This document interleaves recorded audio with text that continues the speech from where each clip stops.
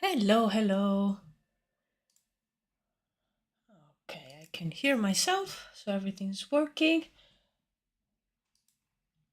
Okie dokie, let's see here.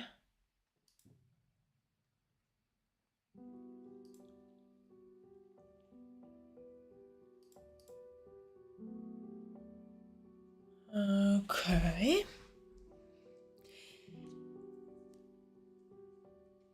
Okay, just posting a few stories here and there just to let people know that I'm live.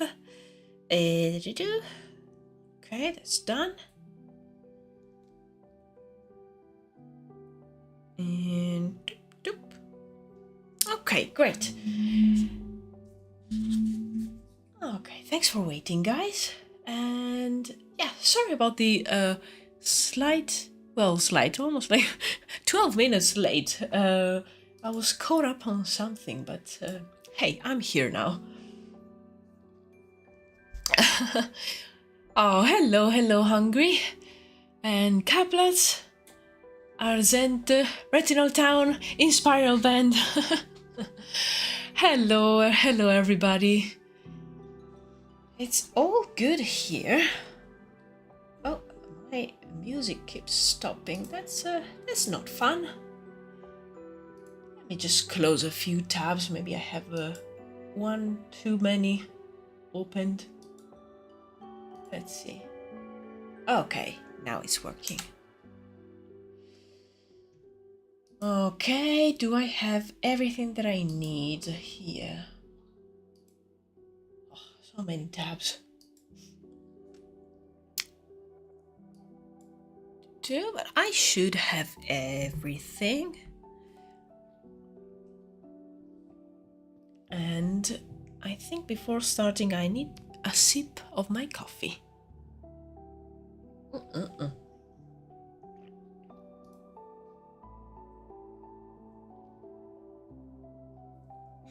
Okay. Hope everyone is doing great and you're having a good Friday so far. I am looking forward to tomorrow because I have in mind to spend the whole day playing video games. Like I am so looking forward to it. I don't want to think about anything. And then on Sunday I will do some stuff and next week, but yeah, tomorrow will be a great day, I think. And today I really want to do something fun, at least for me, and that's doing some prop design.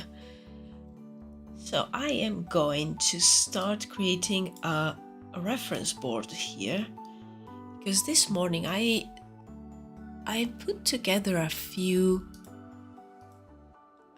images here to use as inspiration, and mainly today I would like to draw some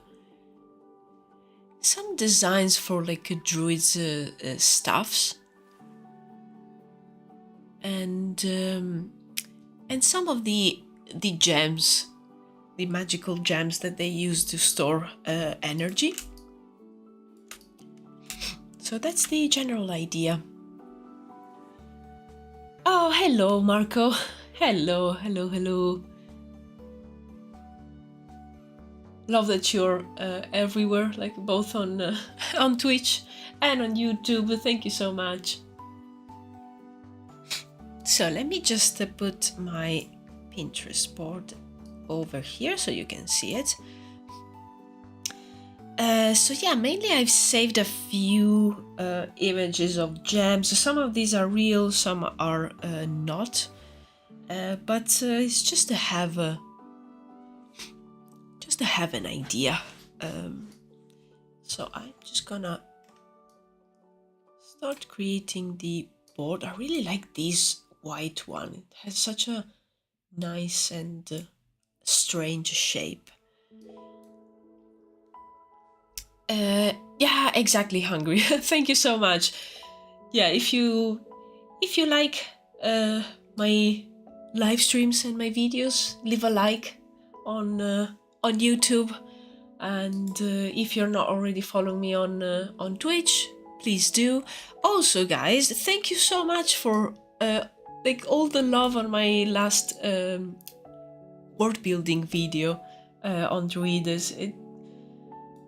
You guys left so many nice comments, and the video is already like doing so well. So thank you so much. I'm so happy that you liked it. I had fun making it, and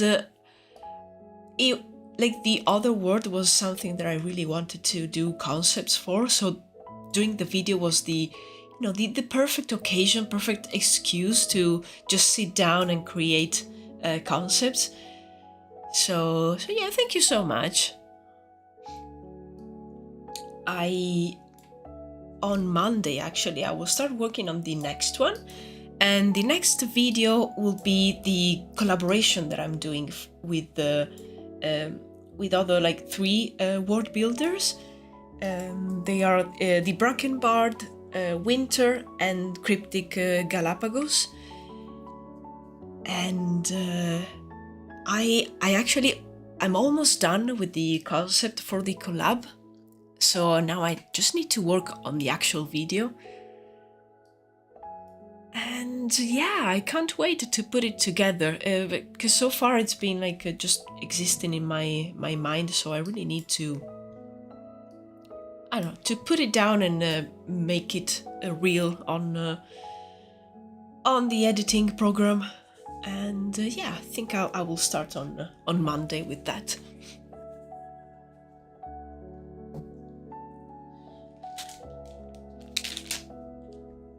Also, apologies, my nose is a bit stuffy because allergies are quite strong these days. Okay, another sip of coffee. I think I need it. But yeah, the idea for today is just to relax and go back to sketching, because lately I've been working on those environments, so doing a lot of painting, which I really love. But yeah, my true love is sketching and line art. So I was looking forward to do some quick concepts of props and things like that. Actually, let me also open a few references on my other screen, because since I want to draw some Druids stuffs as well, I want to have some references of trees, so I can see like the branches and take inspiration from that. So let me just open, if I can find. Oh, there you go, that's the one. Yeah, nice. Okay.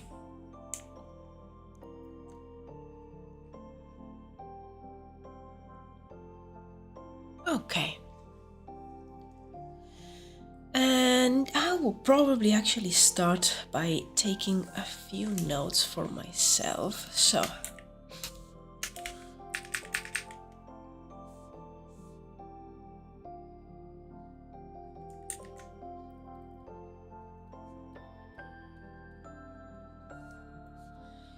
So basically the concept here is that these crystals are like basically they form near magical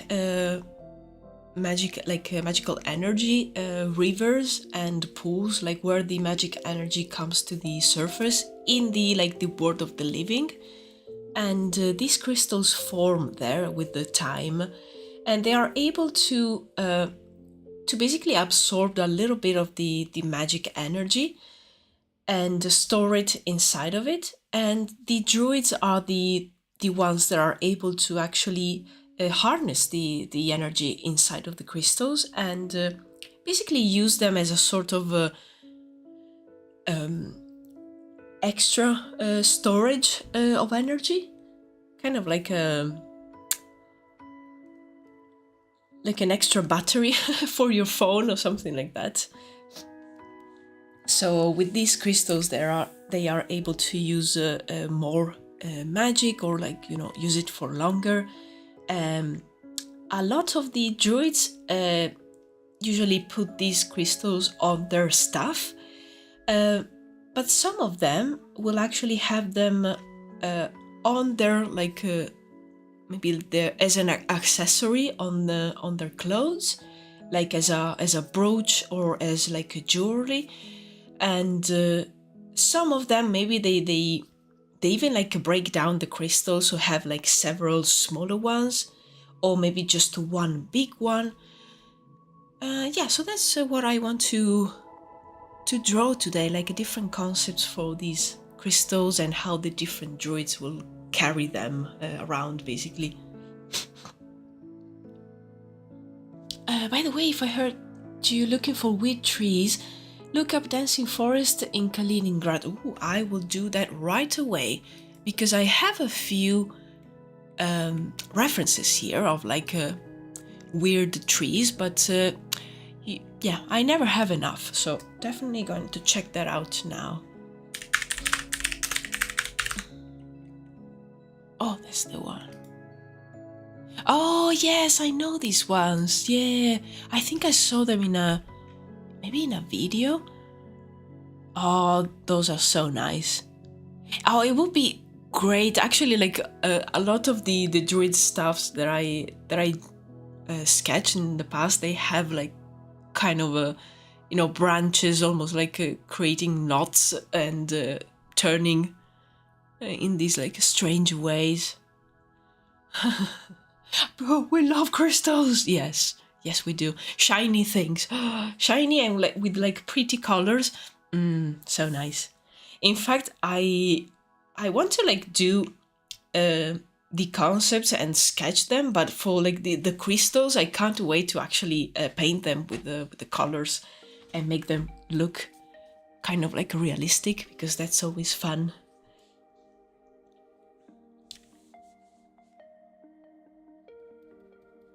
So let me just write down a few notes.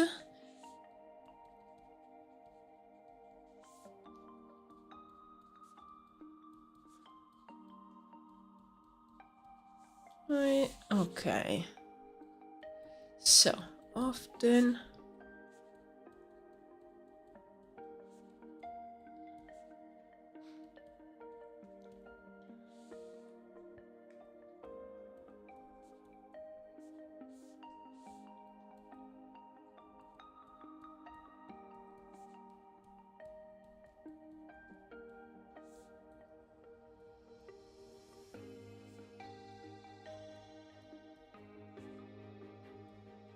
Okay, so that's the general concept for these.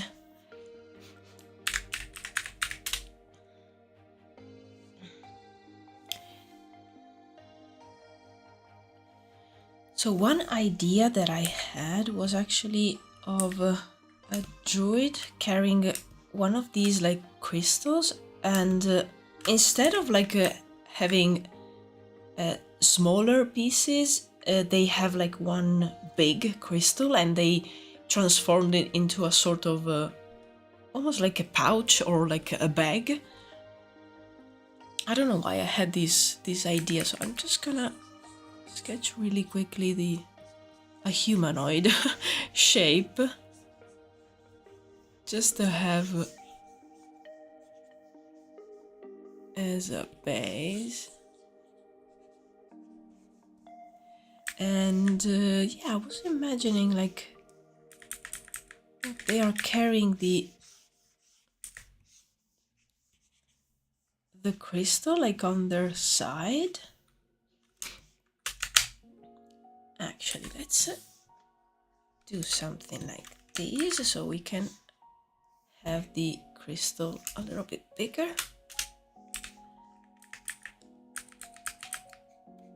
So maybe they created like a sort of a container for the crystal.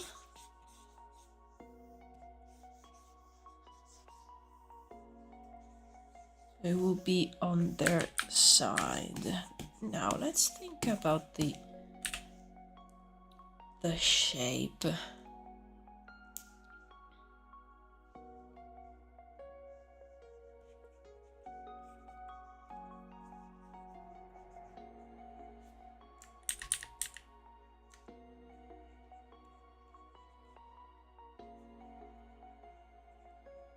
Just gonna put down a very rough like shape of this thing, and then I'll go back and just refine it and trying to understand exactly how it's made.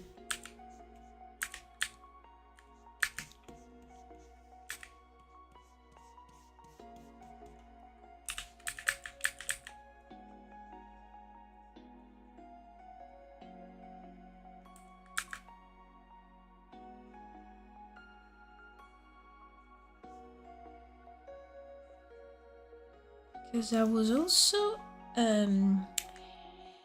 thinking, especially for these smaller crystals, that maybe they take some wood and basically try to carve some sort of like a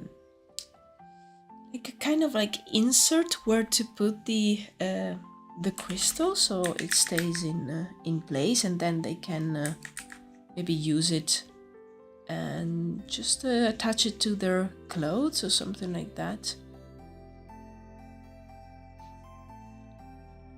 So in this case, I think I want to do kind of like the shape of the crystal, so then I can understand how the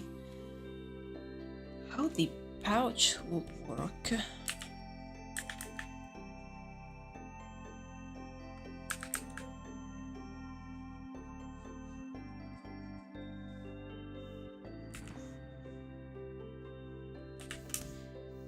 Just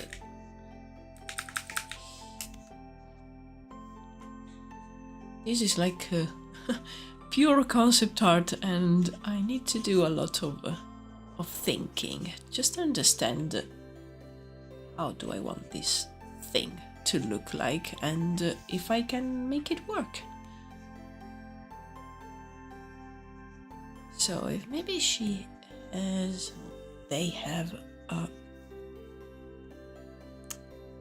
crystal like that.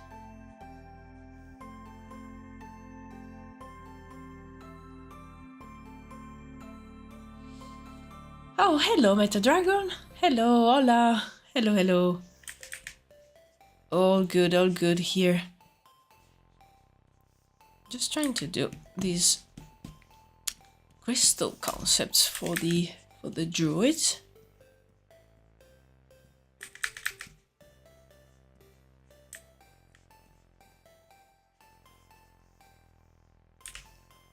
It's not easy.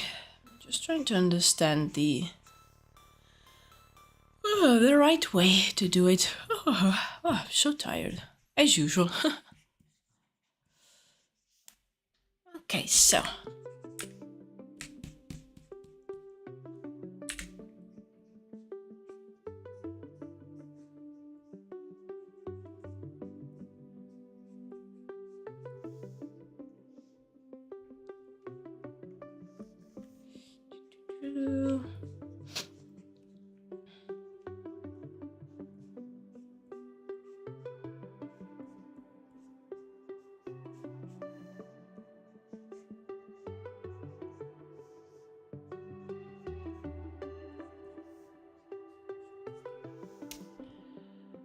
Cristalitos elementales mágicos. Yes, exactly. They're these like magic crystals that the druids use as like a extra storage of magic.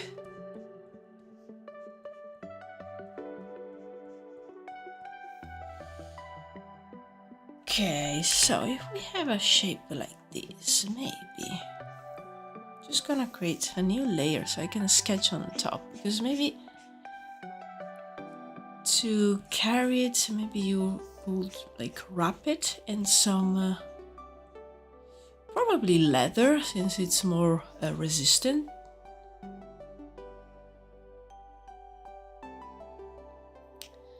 aprovechan una siesta antes de empezar con los pacientes de la tarde. Oh, yes, yes. Que tengas una buena siesta. And thank you so much for keeping the stream in the background. Really appreciate it.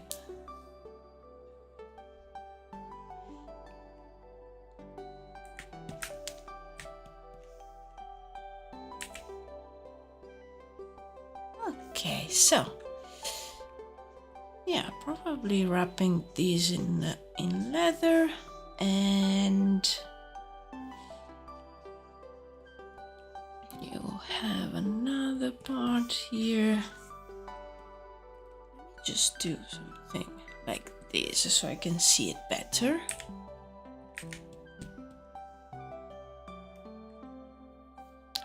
I really like the idea of crystals. Did you thought also about dedicating shapes and obviously colors to each type of magic? Maybe you already said that. I didn't say that because I actually haven't thought about that. I'm thinking, like, knowing what I've put down for the ideas of magic, like the magic that flows like in the planet, it's of like one type only. It's just that people that use magic will use it in different ways.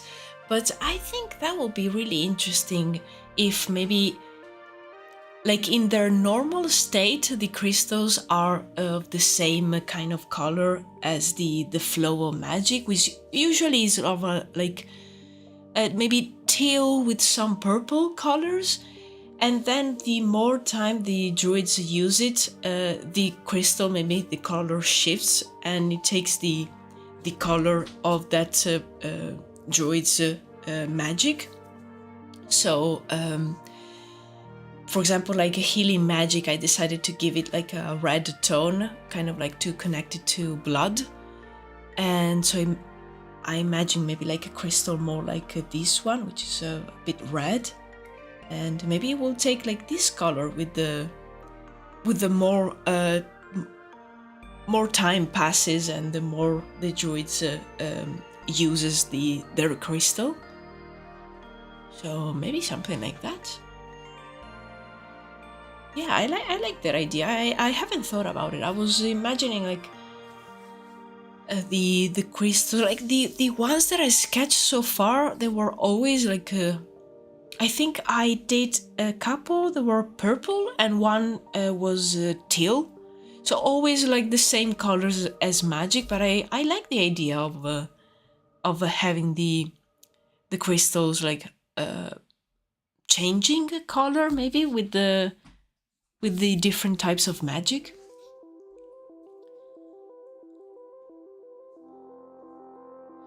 So like if they need skin contact to access the crystal magic energy, would it make sense to have the crystal touching you all the times?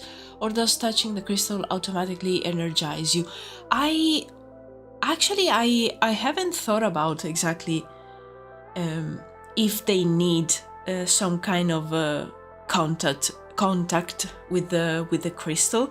It will make sense actually now that you say that. It will make sense for them to having to touch it, and maybe the druids that put it in the staff is like magical. Maybe like it's been partially created with magic, so it functions as a sort of contact between the hand of the druid and the crystal that is like maybe on top. In this case, like if someone else has their crystal, they carry the crystal in a different way, maybe they need to actually touch it. It will make sense, because then you have also the thing that maybe someone loses their crystal or it gets like taken away, so they don't have their extra storage. Oh, I loved your suggestions, guys. Just notice your mood board being populated with crystal shapes like prisms. Then you have the blobby, the curvy, the flowery, and then the monoliths sort of shapes like little bricks. Yes, I really love the idea of having different shapes. Maybe they were found on like different places of the world, so they take on different shapes. But I like the idea of like the color, maybe the color changing with the. Let me write these things down, because when you guys ask me these questions is when I also like figure out stuff, because basically all of this is based on maybe like what I like, and like trying to remember what I already wrote and if it works, with everything else. And I think this thing works. So I really like the. Oh. Okay, yeah. Sorry, I was just having a moment with Photoshop. So I like the idea of having a sort of like a contact with the crystal, and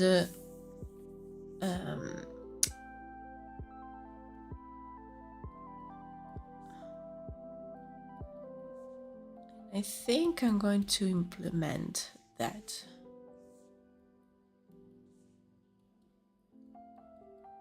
Touching. Or I like the idea of like the stuff being like a magical object. Maybe it works as a sort of a connection with the crystal. Or oops.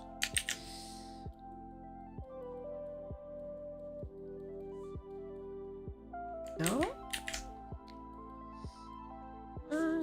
Object.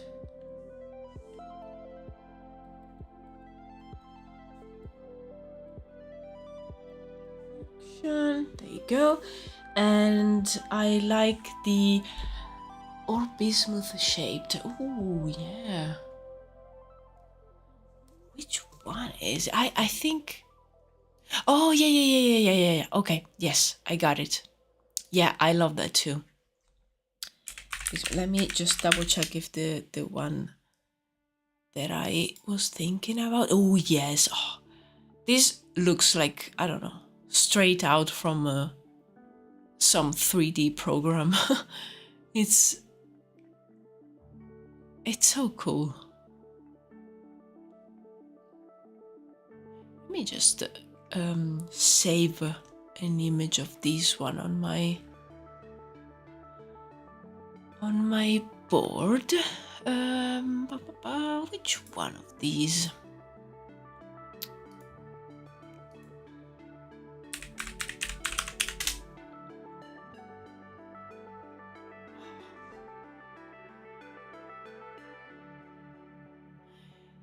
These, it feels unreal. So cool.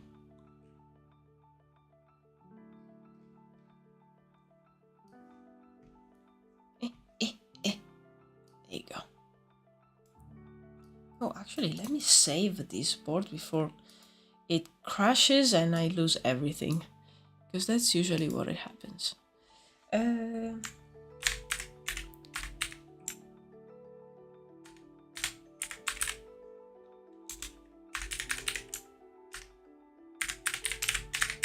Board, there you go.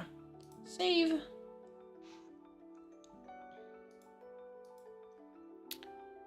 Nice. I love the colors as well. And then yes, so about colors actually.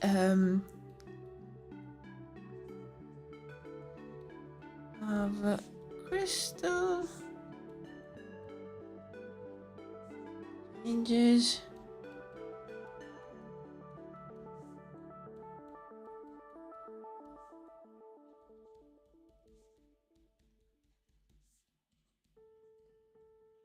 Druwides magic. There you go.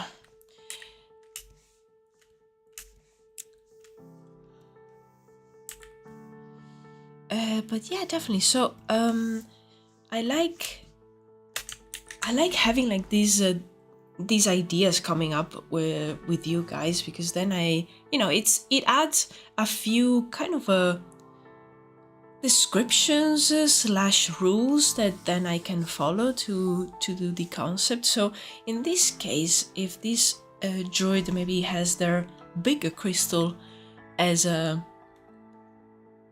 like a cross body bag, maybe they will be like touching it a lot on some of the parts. So maybe we can have some of these higher parts of the crystals are a bit like smoother because of all the times that the droids place their hands on the crystal, or just one hand. I think it will be sufficient.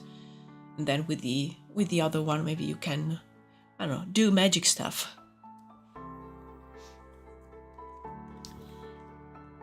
And now it's just a matter of like understanding how is this attached.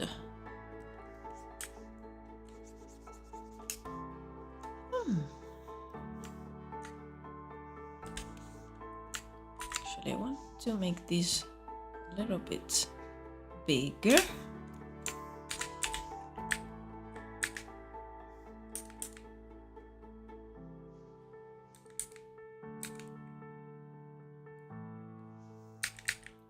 I like the idea of using leather, because I think it will be the best material. Is quite resistant.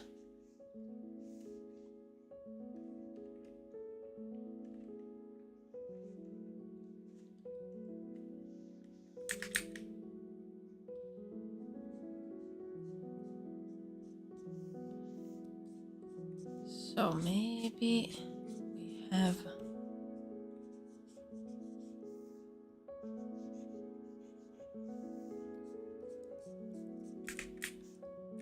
let's see, it will be as usual, when I do these kind of concepts, I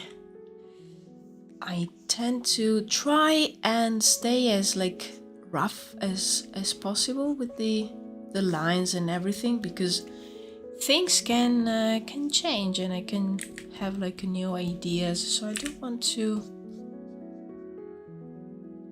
to be like too preoccupied about making it look super good right away, and I don't want to also be too precious about the concepts. So if something's not working, I will just erase it and just start again.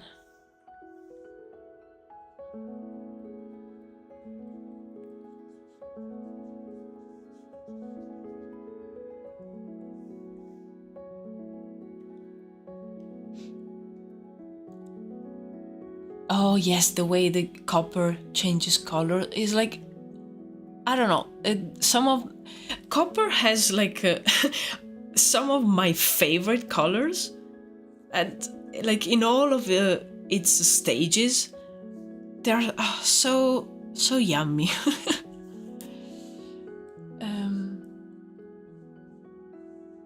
It could be interesting to see some crystals to change when magic flux is tainted or a soul is corrupted. Oh yes, so the magic results into a bad reaction or something unwanted. Oh, for sure. I was also thinking that maybe something bad can happen if you try and use someone else's crystal. Maybe like you take the crystal of a druid that has that crystal for like they had it for years and years, so it's very almost attuned to their kind of magic, and you have like another type of magic, and maybe something bad will happen if you try and take the energy from it.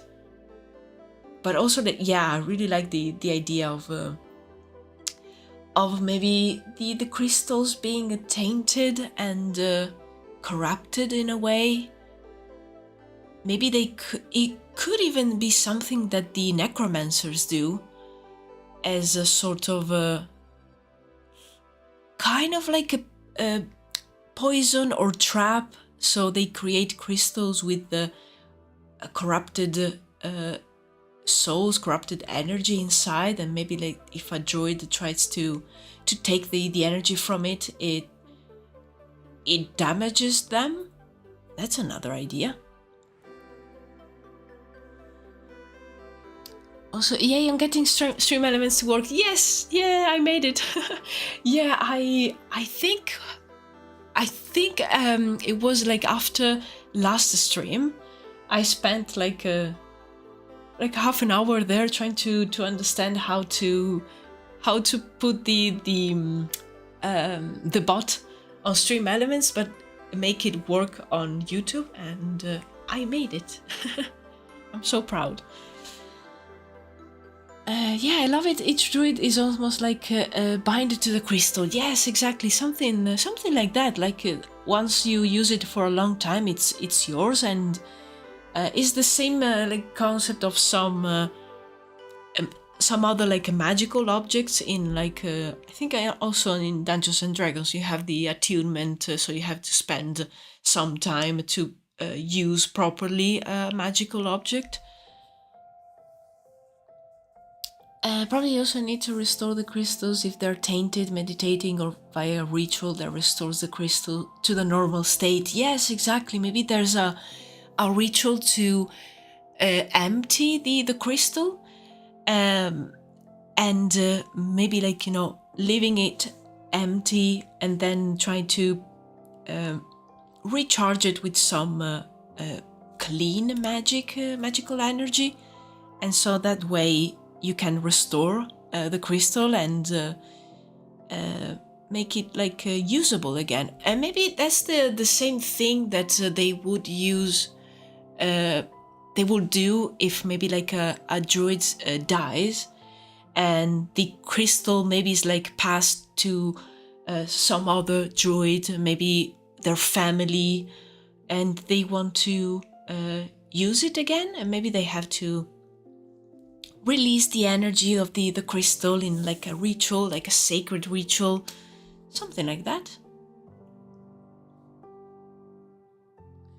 These are great ideas. It's super cool to see this new feature of the world building to take shape. Thank you so much. Thank you. Yeah, thank you guys for all the ideas. I mean, all these things, as I said before, they come out because you guys have great ideas and great questions. So together we can, build something. And in fact, I'm going to write this down as well. I like the thing that they can be corrupted and tainted.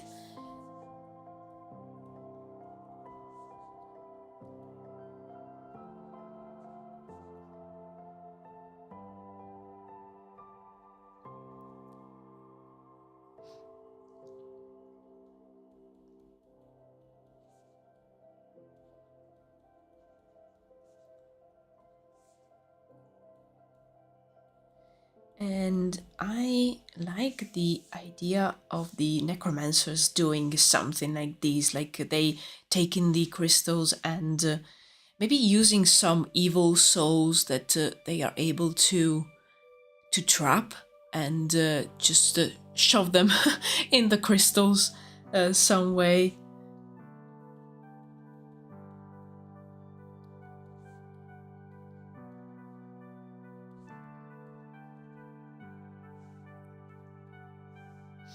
And then crystals. B. No, wrong letter. P.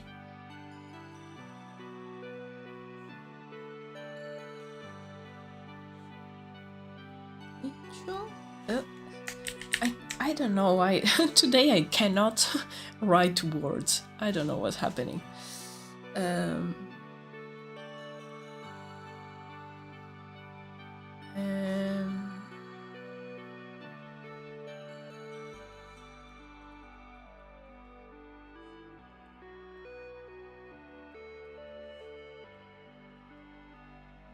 Oh, okay.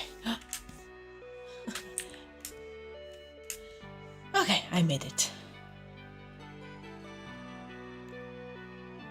Is it possible to sacrifice a bit of your own soul to restore a crystal? Ooh, that's a nice question, because I think that in the majority of the cases it wouldn't be necessary. But what if a crystal has been corrupted by maybe like a really powerful and evil soul that was trapped inside? So maybe that you cannot easily purify that kind of crystal. Maybe in that case you have to sacrifice a bit of your own soul. Ooh, this is hot.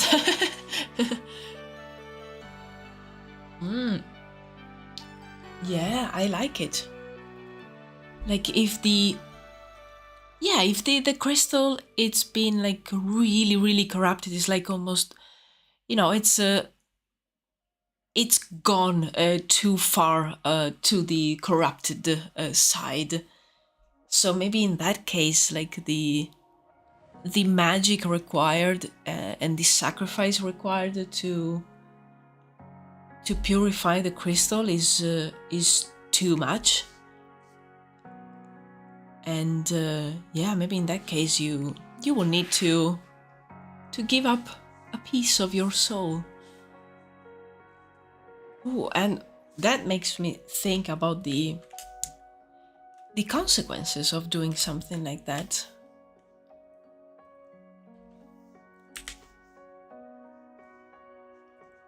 Oops.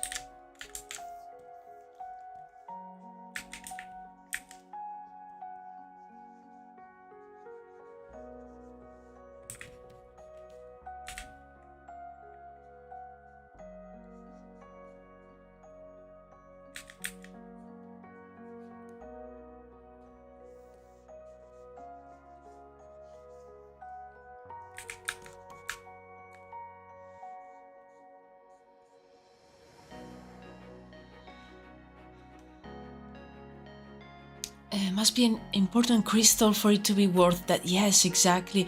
Or a very emergency situation. Yeah, that actually opens up a few more questions, which is always a good thing when you're doing world building. Like probably a small crystal, it wouldn't make a lot of sense to sacrifice that much. Maybe you can take that corrupted crystal and maybe just seal it away somewhere. But I was thinking, what if there's like huge crystals that are not carried around, but maybe they are left in place? So kind of like instead of you having a stone,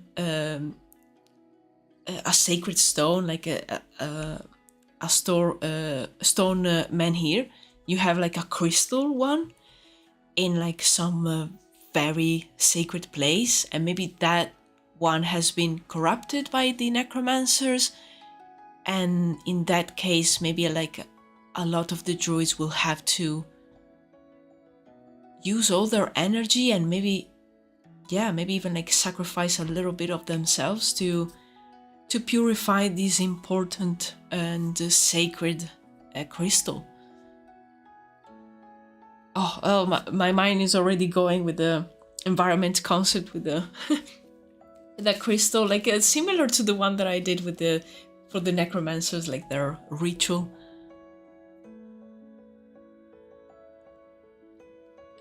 I tell you something crazy. What if a very potent and powerful old druid is able to infuse a crystal with his own soul, yes, and magic capacity, then pass over another generation? That is something similar to what I was thinking for that big monolith in the druids ritual, the necromancers ritual scene. Like, what if that stone is not only just there like to commemorate something, but it's actually like a crystal, and it's actually holding these old druids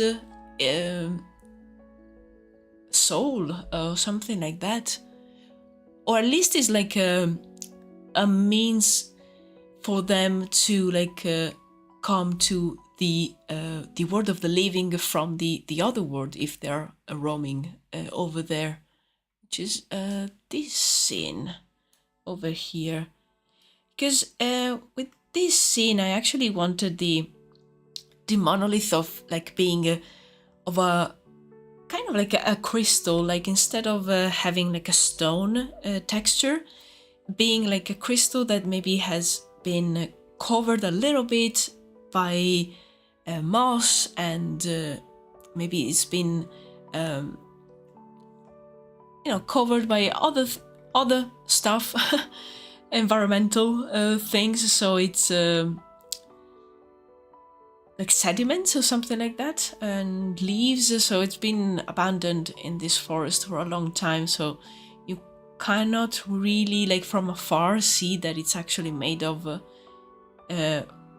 crystal, and it looks like a simple stone. But yeah, that was something that came out while doing this piece, and I really love that. That's brutal. I love the idea so much of the monolith to store souls, to make sure the flux is stable and can be tainted easily, like an anchor for good magic. Oh yes. Oh yeah, exactly. Like maybe like a druid can when they are close to the end of their life, maybe they get like absorbed in these like crystals, and maybe like they make a ritual to just get inside of the crystals, and then they kind of protect the area, maybe.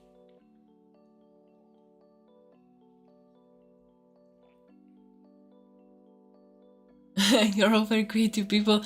I hear giant crystal and I think, damn, that baby can probably run irrigation for a whole kingdom by diverting river water. That's also like a very fair use. Absolutely.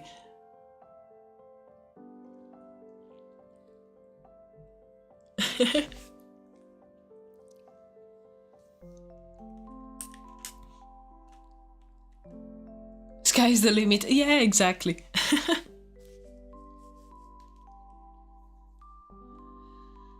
Exactly.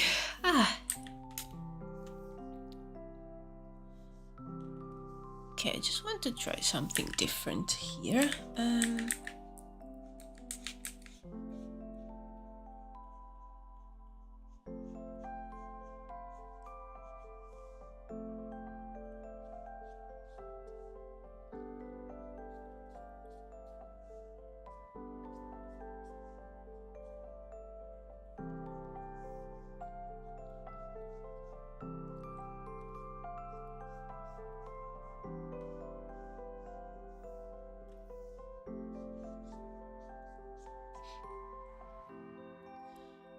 Some sort of a protection firewall. Yeah, exactly.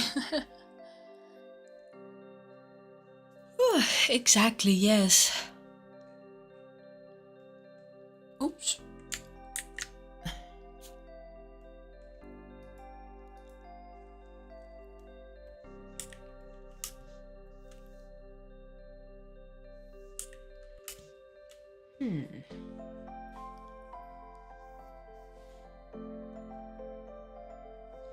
Okay, I don't like this idea either. I don't know why, but I've not been able to make this satchel work. So what am I looking for? This one. Just gonna try with the idea that I had about maybe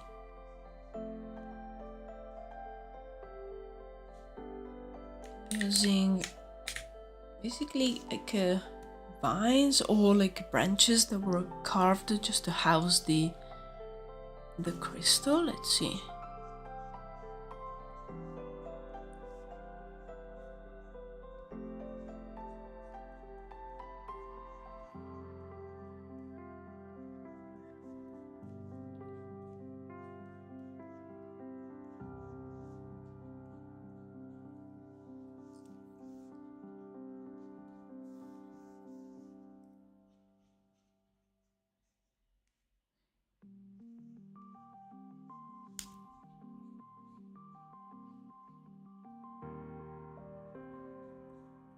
Or even like maybe someone with the power to control plants has made like these vines grow around the crystal, so they can they can control it and make it grow around just to hold it in place. And then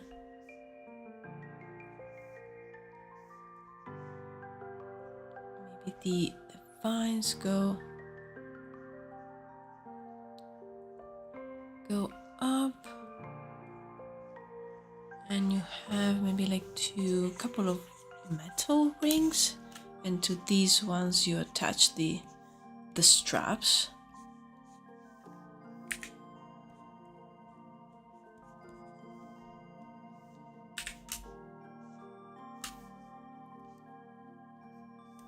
Just gonna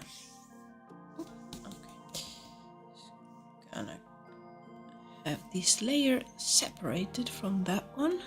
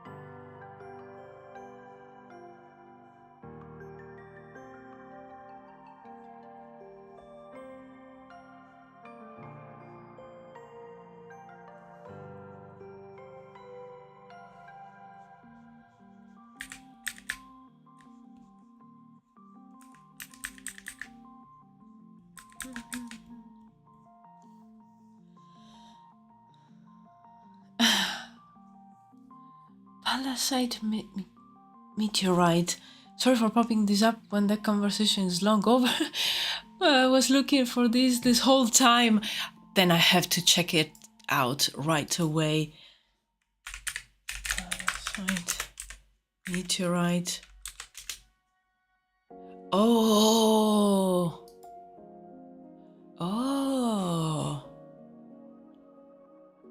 This is so cool. Look, guys.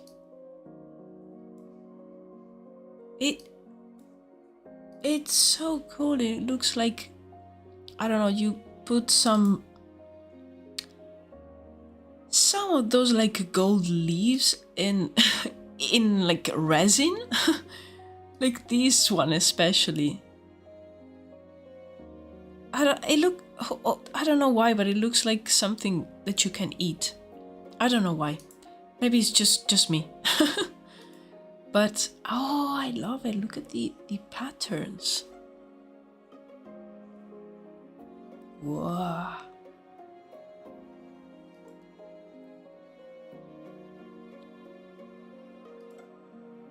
And it's so like this one, it's probably like still intact and it hasn't been opened, or it's just like the back side, and it's so unassuming. Like without it being open, and then and this is like polished and so cool.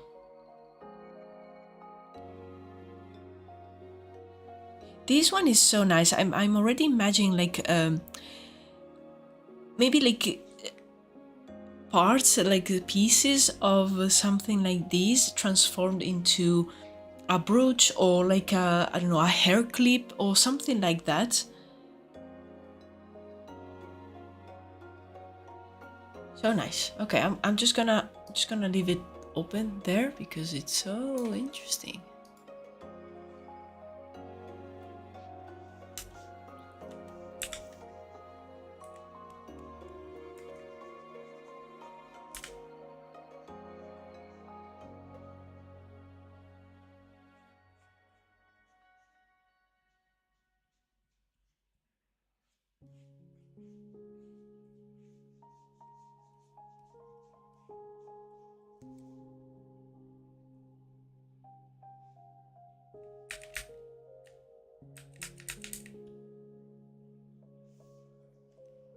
At least you think it's cool. No, it is absolutely.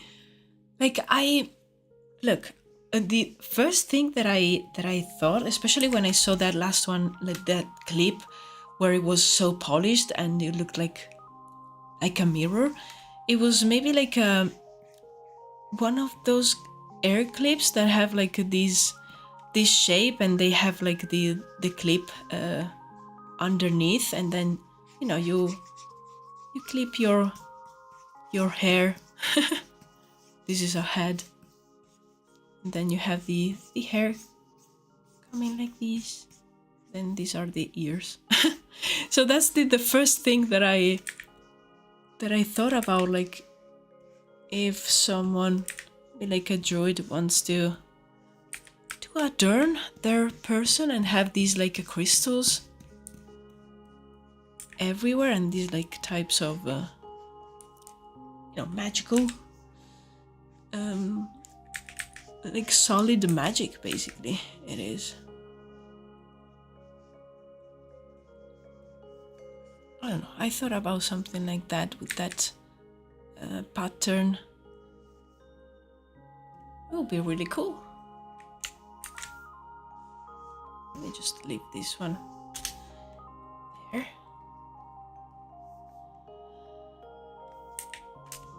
Mm-hmm.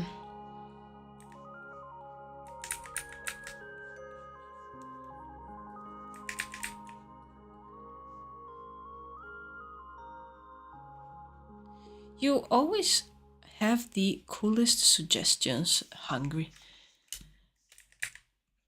That it's like I really appreciate it, because every time it's like I don't know, you make me discover so many cool things.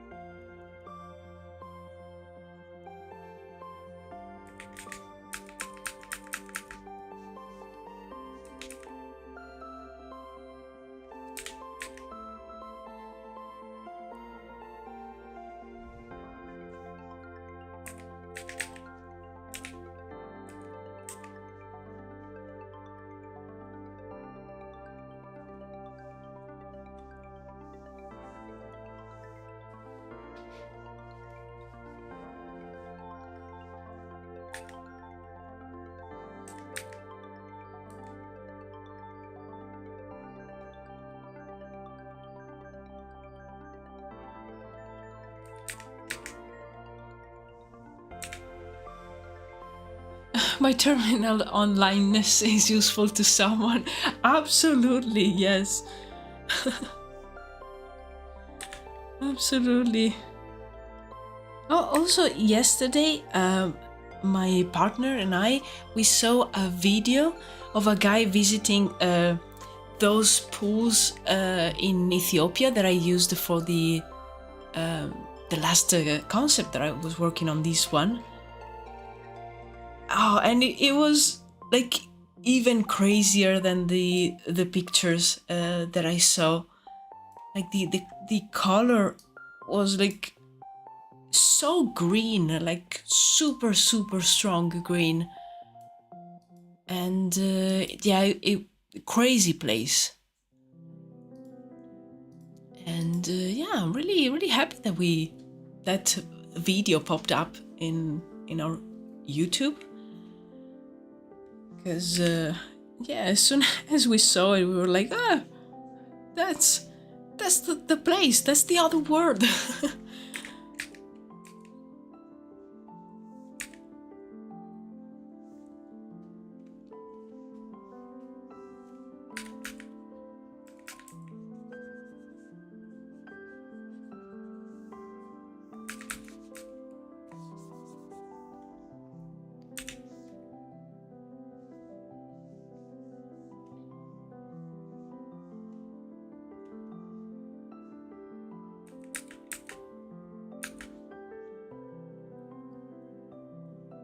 Okay, let me add.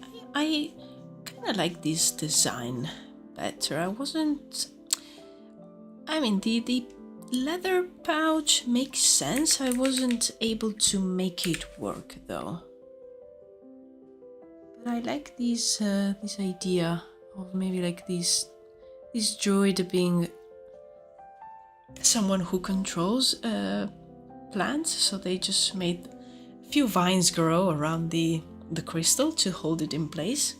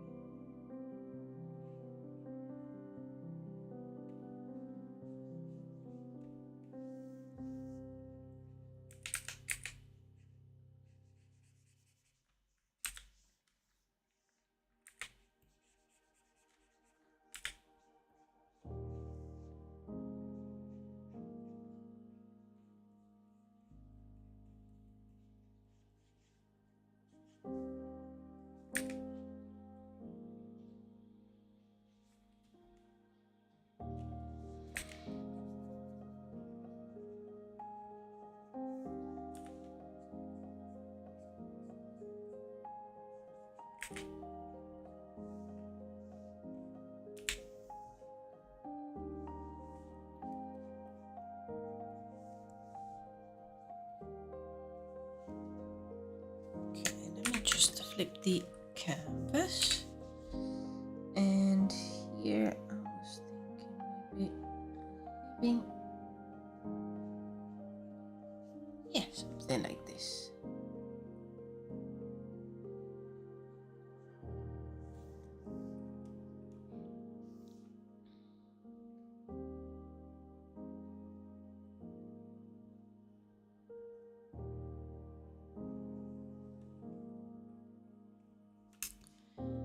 And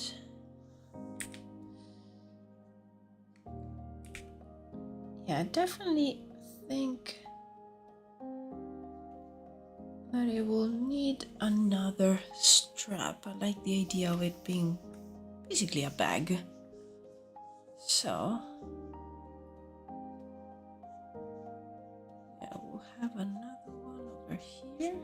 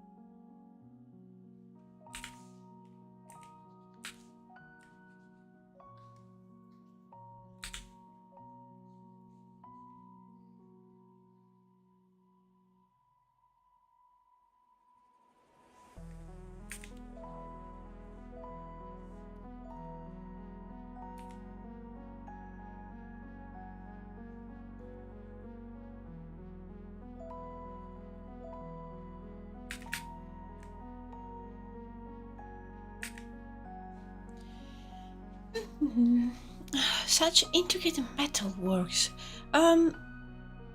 These are supposed to be vines, but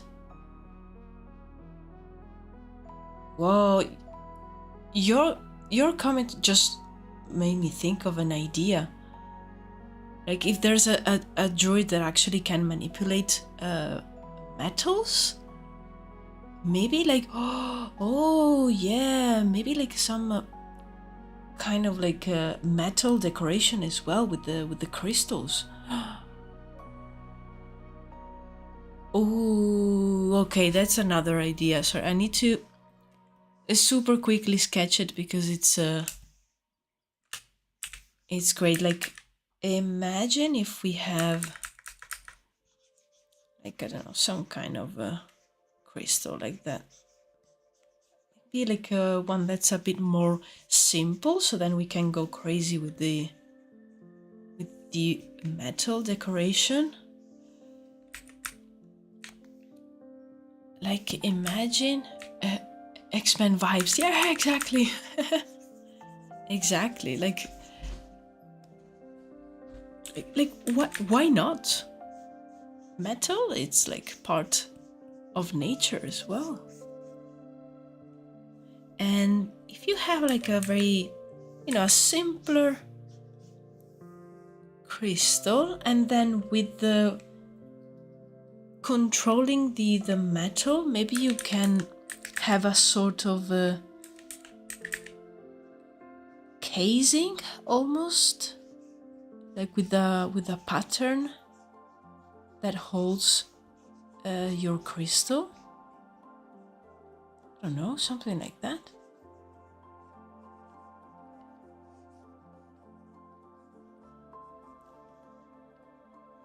Maybe it's very like geometric.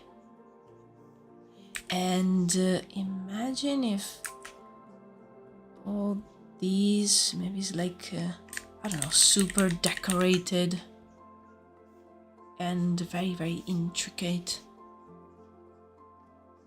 Something that would be very difficult to do by hand.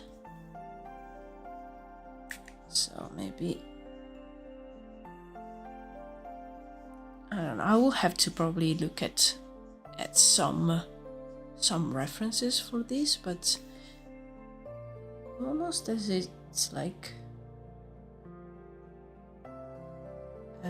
one of the windows of like a church. So it's all like very fine, decorated. Maybe there's like,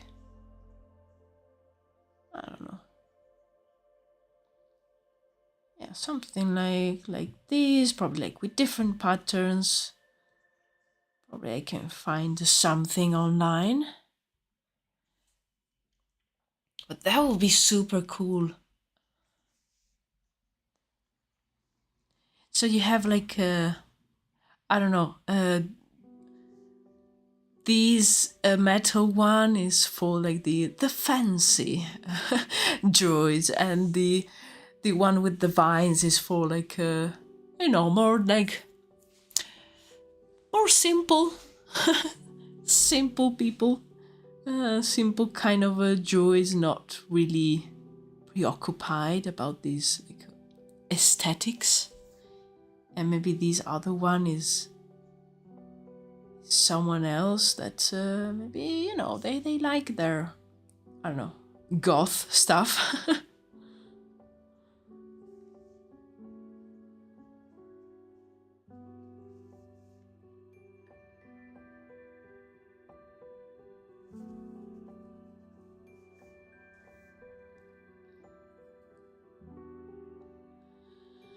Oh.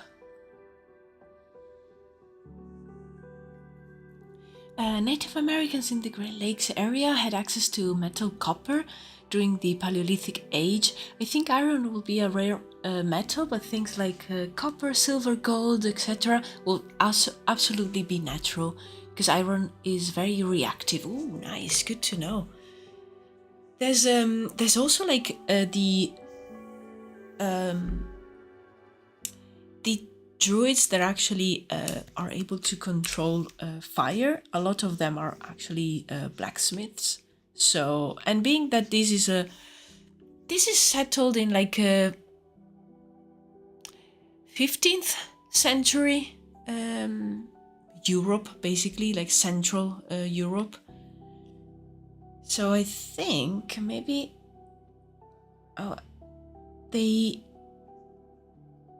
they are able now to even like control many types of metal. I don't know. It will be cool though.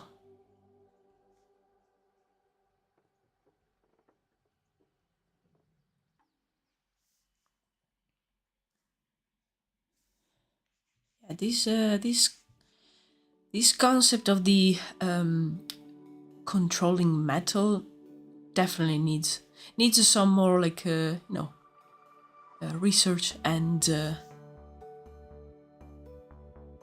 it needs more attention, because I really like it. I think it will be really cool, and it opens a lot of doors. But yeah, imagine like these. Maybe this crystal is like on the blue, maybe even like blue like this, and this is made of like gold, or maybe like you have the this made of copper, and the crystal is like a teal color, or even green. Yeah, I I always like think about the visual part, of course, but that would be really cool.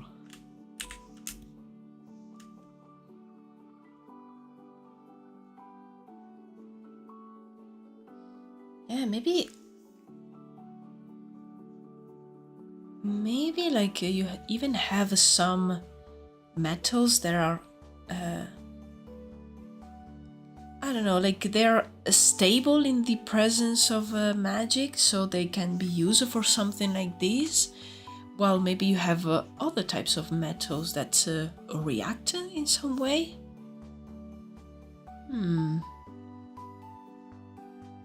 So many things.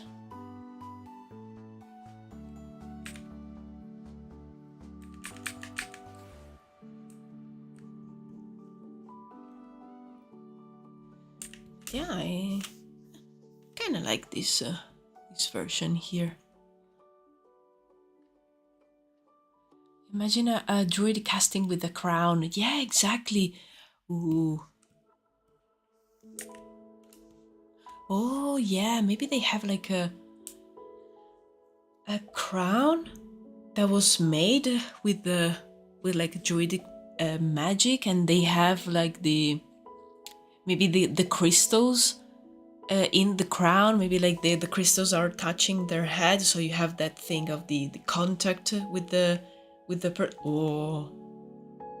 oh, so many things. Magic altering metal chemistry is such a cool and potent idea.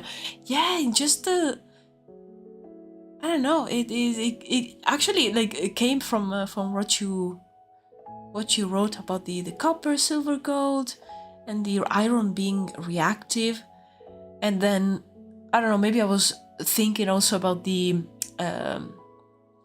how is it called, the magic system in Brandon Sanderson's books, like one of the series, the Allomancy, I think, which is all about metals giving like basically special abilities and powers to special people. I think it will be really interesting to add as a concept. I think that one goes on the list here as well. Just to have it there.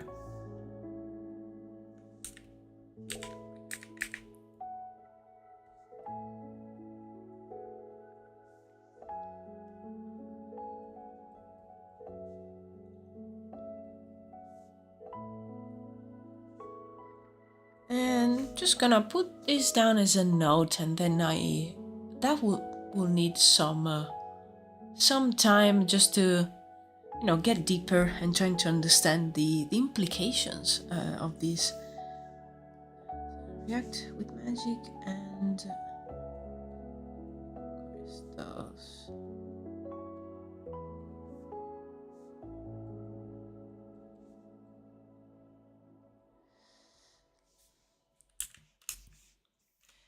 Yeah, this is the notes. They're like food for thought, and just the things to elaborate later.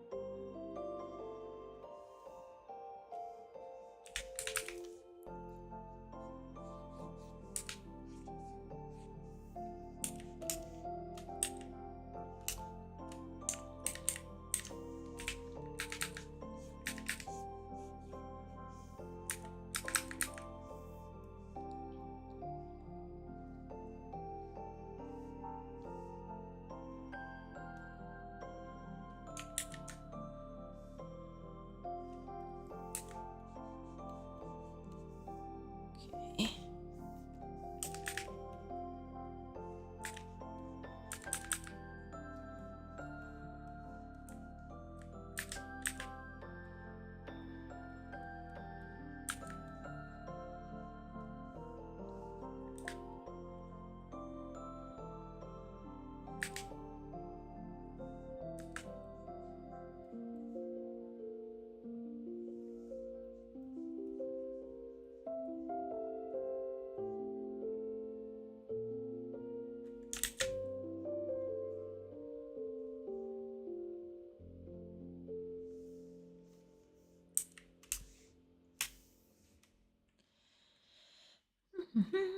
Let me see here. I have already a ton of layers. Let me just put some order into this chaos. Crystal pouch. There you go.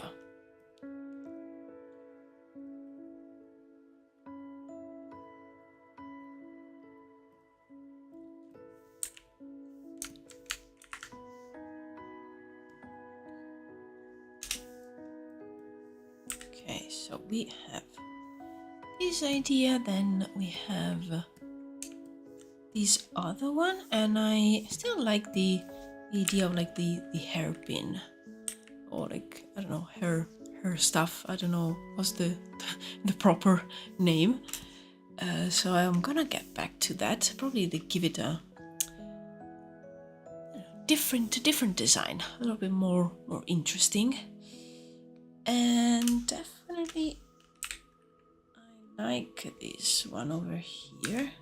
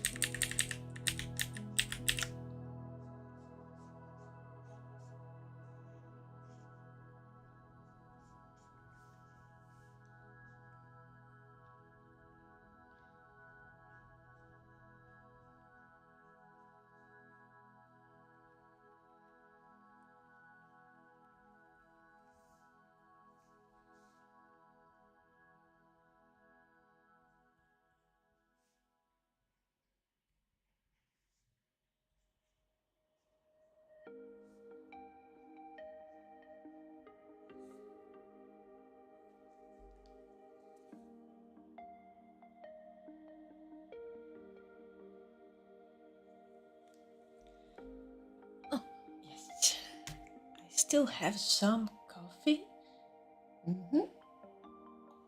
Nice. Okay, coffee has finished. Now, as usual, I will start drinking water. It's always sad at times when my coffee is finished, but it's fine.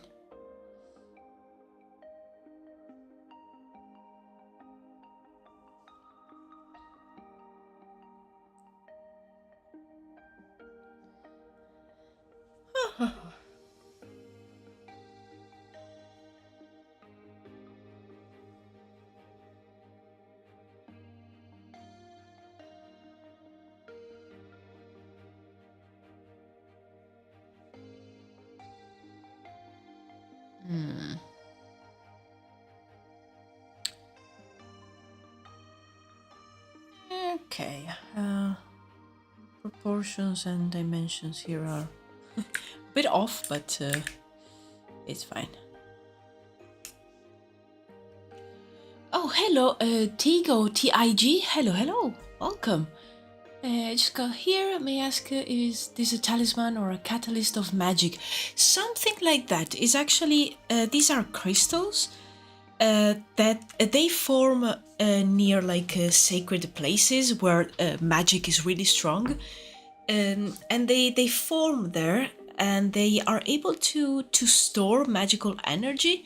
So the druids, the characters of my project, are able to actually then harness the magic inside, and they sort of use it as like an extra storage of magic. So they carry the crystals around, and they are able, by touching them, they are able to use the magic inside of them. So they they have like the possibility to use a stronger magic thanks to the crystals, or just use magic for a longer period of time. And the magic inside the crystals actually depletes, but the druids are able to then recharge the crystals. So basically they work like a supplementary battery for your phone, something like a power bank. They are basically like a power bank for magic.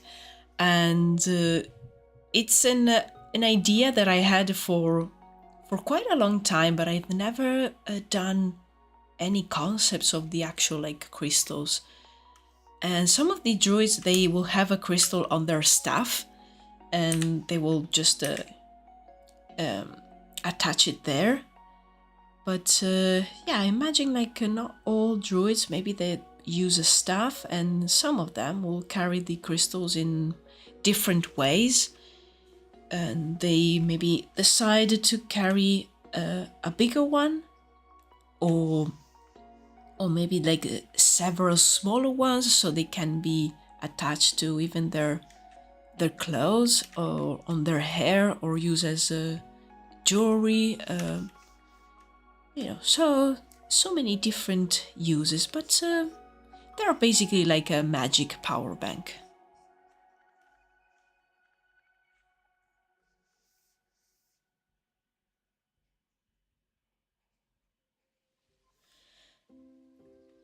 So yeah, I'm just having fun, designing different kinds of crystals, and then trying to think like different druids, how will they carry their crystal around, also based on their style. Let's say like a more traditional, very like a nature savvy druid will use like some magical grown vines, or be a druid that controls metals, and it's more like inclined to use fire and things like that. Maybe they're a bit more bougie.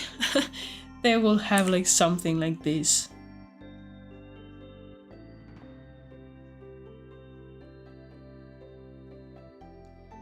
Relentless of the power can be stored for later, then used at their leisure. Exactly, yes. So you're able to because I wrote that the Druids they have an internal organ, and this organ is the one that actually stores the magic. So thanks to the crystals, they're basically able to expand their magical storage, and they are never in the situation where they don't have like any magic left inside of them. They can always like rely on these magical crystals.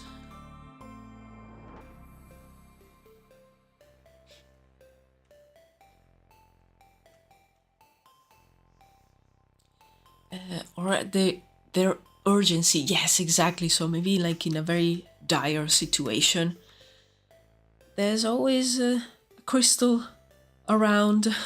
I imagine like a lot of them, they will probably have them as a necklace, something like that.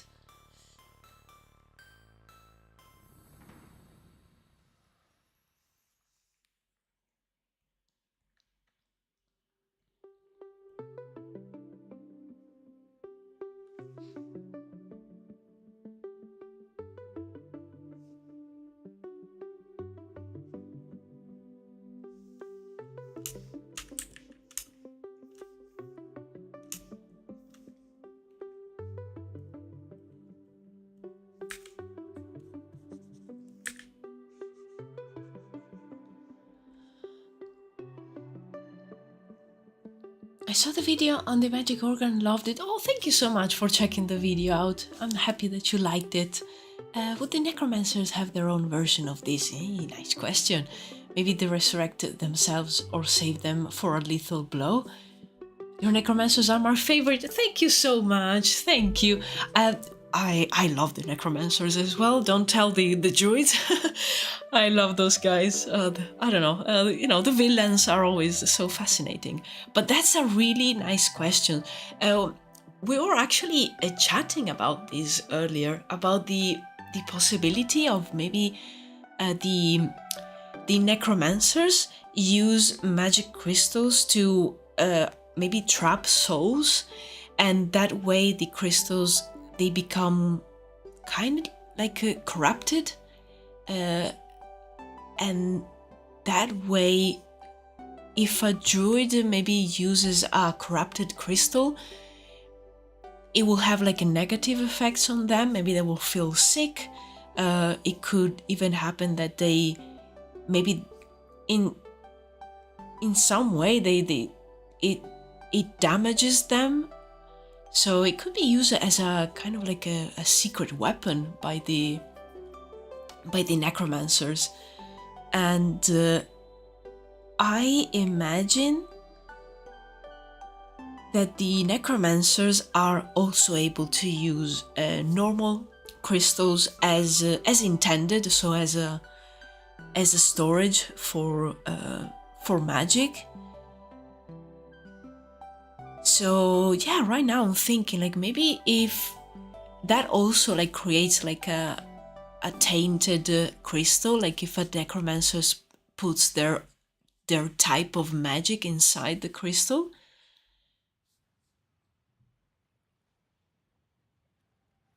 Yeah, I love these questions because they they make me stop and think about all the possibilities. I love the idea of like maybe the crystals saving them from a lethal blow, like it creates a sort of a shield. Yeah, I kind of like that. Ooh, I'm starting to think also like maybe given like the the creepy nature of the necromancers, maybe they even the crystals, instead of only having them on their person, maybe they even like implant the crystals onto their skin, since I mean they're already like decaying and going all rotten and stuff. So what's like what a crystal, like a piece of crystal like implanted I don't know, on your skin or under your skin, what's gonna do? Like it's already everything is going to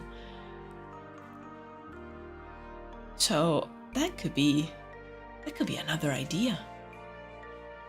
And in that case, if that's maybe I imagine them having pieces of crystals like everywhere on their body, so maybe that way the crystal could absorb like a magical blow, so that also makes them, they are already quite resistant to magic, but that thing also will make them more resistant.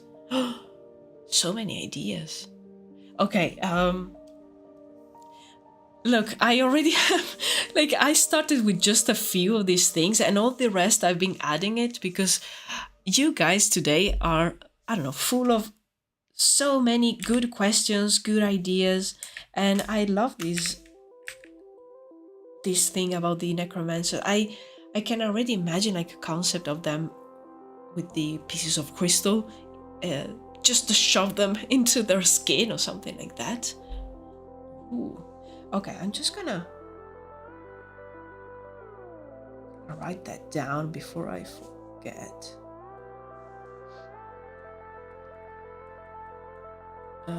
Crystals 2. The impermanent.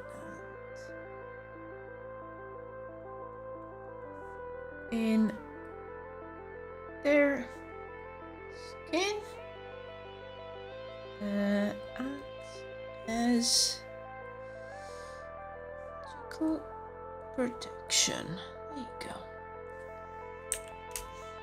This list, it's so full of good stuff. Jacob alone make the necromancers 10 times more lovable. We love Jacob. Let me just open the concept because everyone needs to see poor Jacob. So if they are using souls, would that mean they have like a philosopher's stone where they put hundreds of souls into one stone? Oh, love the crystal in the skin idea. Hehe. The crystal, there could be a philosopher's stone where hundreds of thousands of souls can go into the same large crystal. Do they have something like that? I think like for these smaller crystals, they will probably be able to house a few, let's call them like common souls, like the ones that are part of the flow of magic. And I'm thinking maybe if the necromancers, for example, they try to bring back and almost like a trap powerful souls. So maybe for like a super powerful soul, you will need a bigger crystal. And actually, yeah, I was about to open the scene with Jacob, but not only for Jacob, but also because it's relevant to what we are talking about. So maybe if you have something like this is meant to be like a huge crystal, something like this could probably house quite a few souls, or maybe just one really powerful. This is Jacob, by the way. He's not happy to be there. He's just doing it because, I don't know. But yeah, he would like to be somewhere else. But yeah, definitely like something like this. What happened? Oh my god. Oh, Bird and Manatee just subscribed on Twitch. Oh, thank you. 4 months in a row. Woo! Nice. Thank you so much.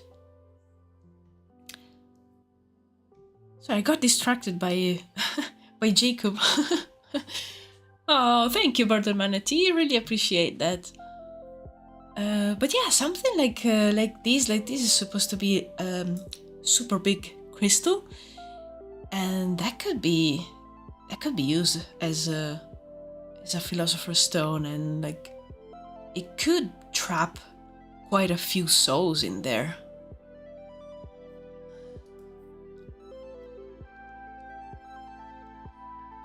You're the chief creativity here. Oh, you came up with all that with just questions posed and prompts, etc. All you. Oh yeah, but your questions and your like curiosity, guys, is what is the fuel of my creativity. I just take that and then try to think about what could work with the rules that I have already established, and then we create something together. Maybe for specific important druids, they may have giant crystals that hold their whole soul. Yes, exactly. Instead of letting them be recycled through the underworld. Yes, exactly. Um, I was thinking that maybe that could be something that they even used to do. Maybe like in um, the time where the story takes place. They don't do that anymore, but maybe like in the past they did. So you have a few of these like bigger crystals, and inside there's actually like a soul of a powerful druid, um, kind of trapped, but also mostly sealed away. And it could have even an effect on the area around the big crystals, basically keeping them alive. Yes, exactly. Like it, yeah, sealing their soul away, because druids of the past were,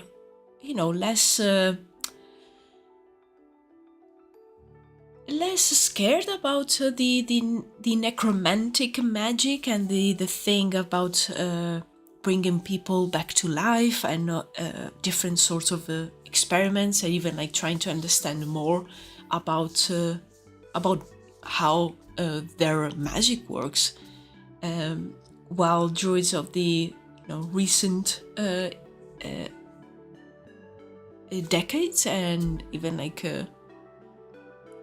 a few, maybe like couple hundred years before the story takes place, maybe that's when they started being a bit more, I don't know, a bit more close-minded almost. Oh, Jacob, my sweet boy, how I missed you. Yeah, he's still here, still like not happy about his role and his job. But yeah, these will go on my portfolio and everything like this. Like, I will never remove the name tag or the bubble here. These will stay like that. It's meant to be. So necromancers could seek to make these giant powerful crystals to come back into society and be respected as their own people, or to attack the other peoples, aligning with the human and seeking to rule over the people who persecute them. Yes, exactly. In fact, in that scene, the necromancers are actually trying to bring back a druid, a powerful druid of ancient, of an ancient era, because they know that specific druid was someone who delved into bringing back to life people, and into like necromancy magic. So they want to bring them back as to have them as a sort of like ally and also teacher, to teach them the knowledge of the past that was lost.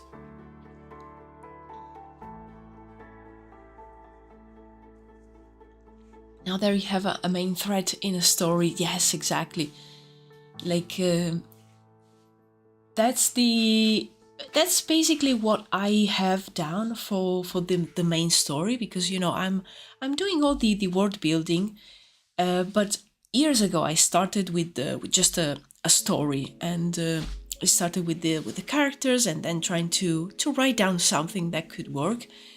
And I really like stories where you don't have one clear villain, you have more than one, and even like the ones that are supposed to be good guys, maybe they, it's not like everything is not like black and white. There's a lot of gray around, so you even have some questionable elements between the good guys, let's call them like that. We're planning to make a Alba Francesco Art fanfic group. You're invited. Yes. I'm actually planning in the next few months to create a Discord server for all of us, so we can share ideas and share cool stuff that we find around in the internet, and so then I can share also like some other stuff that I'm working on between one live stream and the other. Just a place for us to discuss creative stuff. And we'll probably in November I will sit down and create the Discord, because then I will probably have a bit more time than now.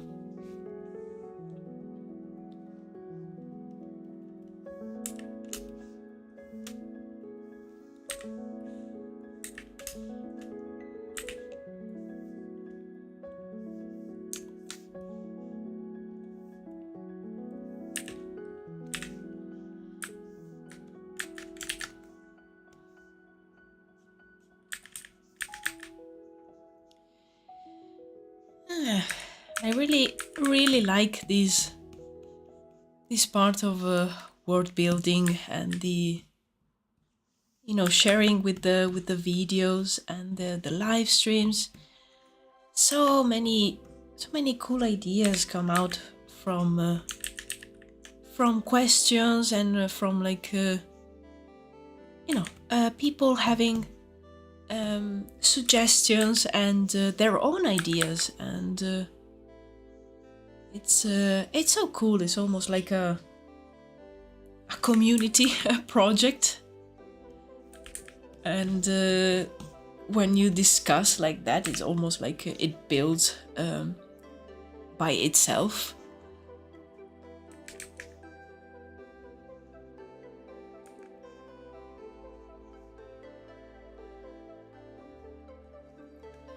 Last thing, does the soul immediately leave the body, or could necromancers roam battlefields trying to scrape up what's left of souls or strong bodies to reanimate?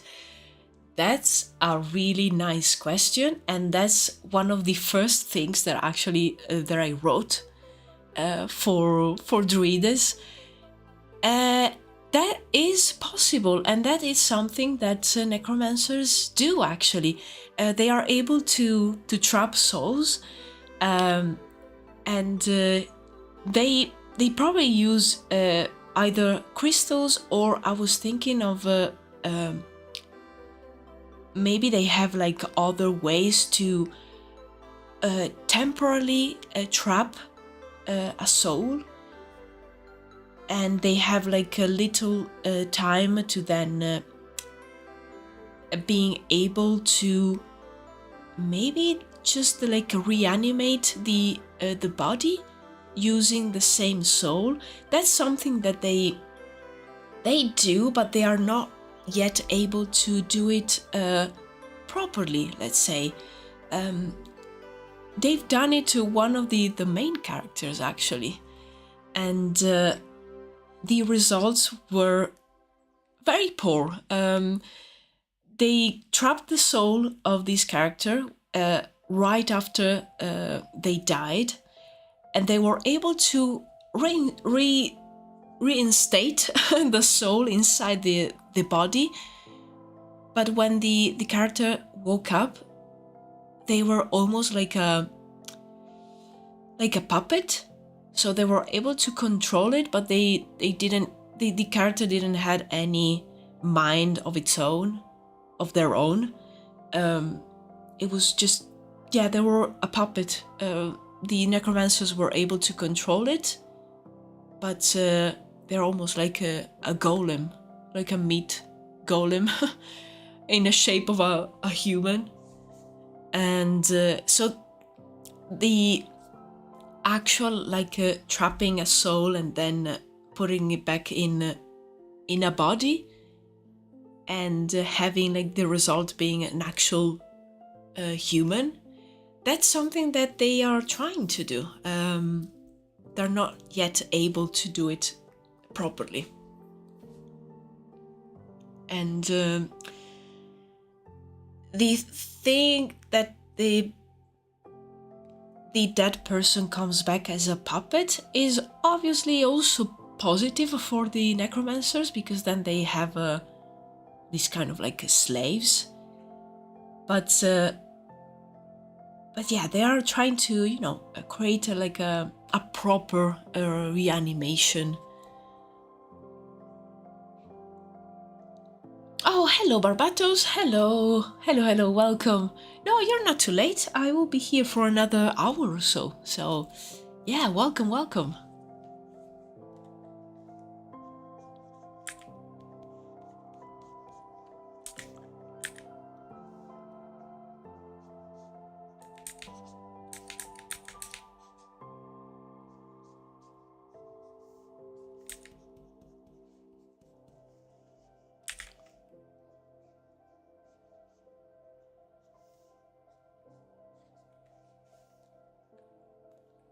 A main character that is a husk, exactly. Yes. I love that. The golem is a perfect word for it. Yes, exactly. Like, a golem that obeys your commands, but they are trying to actually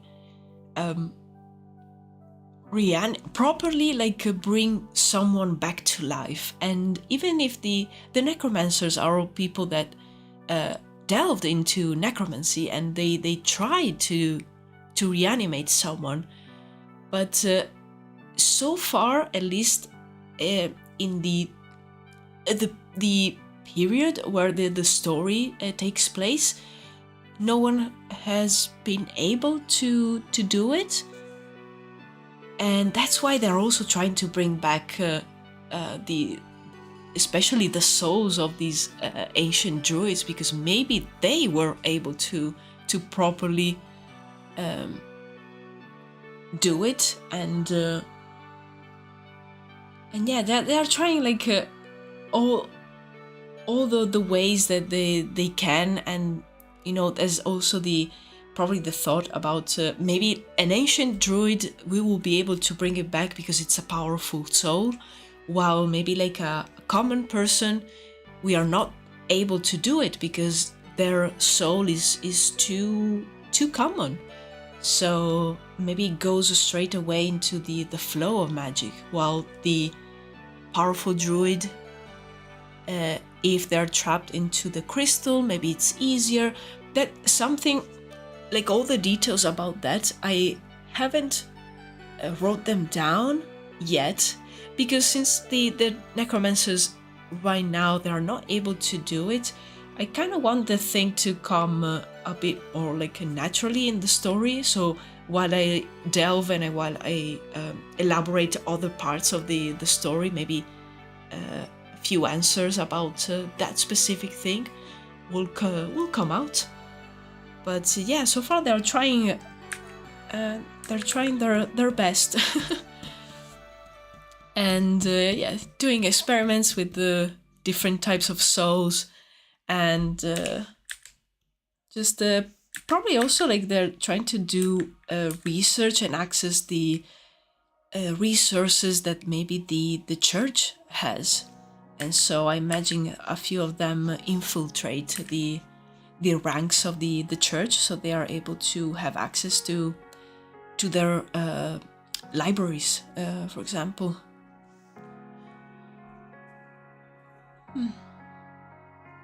Do you think back when druids and necromancers had more of an interaction, there would have been necromancy powered with meat machines? Ooh. As in machines whose driving force is a mangled and reanimated corpse that is powered by a crystal? Why not? That is so creepy and so nice. I love that.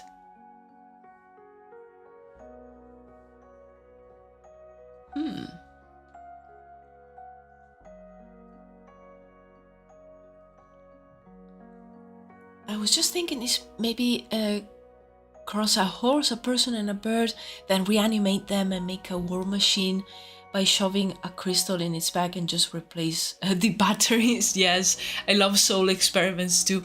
Yes, absolutely. I like for now. I think that all these things, they absolutely could have been done in the past. And yeah, as I said, in the, I would say probably 200, 300 years before the story takes place. It's when the Druids didn't had so many, problems about doing experiments with magic, also experimenting with souls and with the necromancy in general. So at the time, probably necromancers didn't really. They probably exist, but they were more accepted, and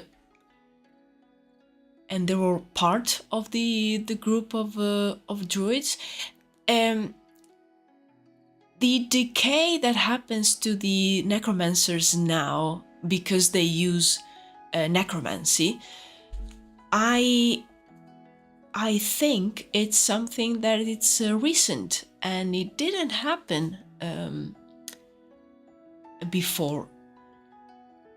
I still have to decide properly what it is that it's like since when and why these started to happen. Because as I mentioned, there were druids doing experiments with the necromancy, but they didn't had the problem that the necromancers have today about the decay of their bodies. So probably something happened, and I'm inclined to make something happen in the otherworld, which is basically the almost like the cradle of magic itself. So probably something happened there, and the necromancers started to have these physical changes because of their use of necromancy. I still have to elaborate that though. These will be the horrors that the druids will be trying to prevent. That is a type of hell. Yes, exactly. Where souls are trapped in these bodies is worse than death. Yes, probably like something happened maybe with these kind of experiments in the past that the druids decided to stop doing any kind of a experiment like that at some point, and they probably went in a different direction with their beliefs. And yeah, it maybe there happened also it's when the necromancers started to having these side effects of the use of necromancy. I could write something that happened 200-300 years before the story, and just insert there some golem golem experiments with a mix of animals and people,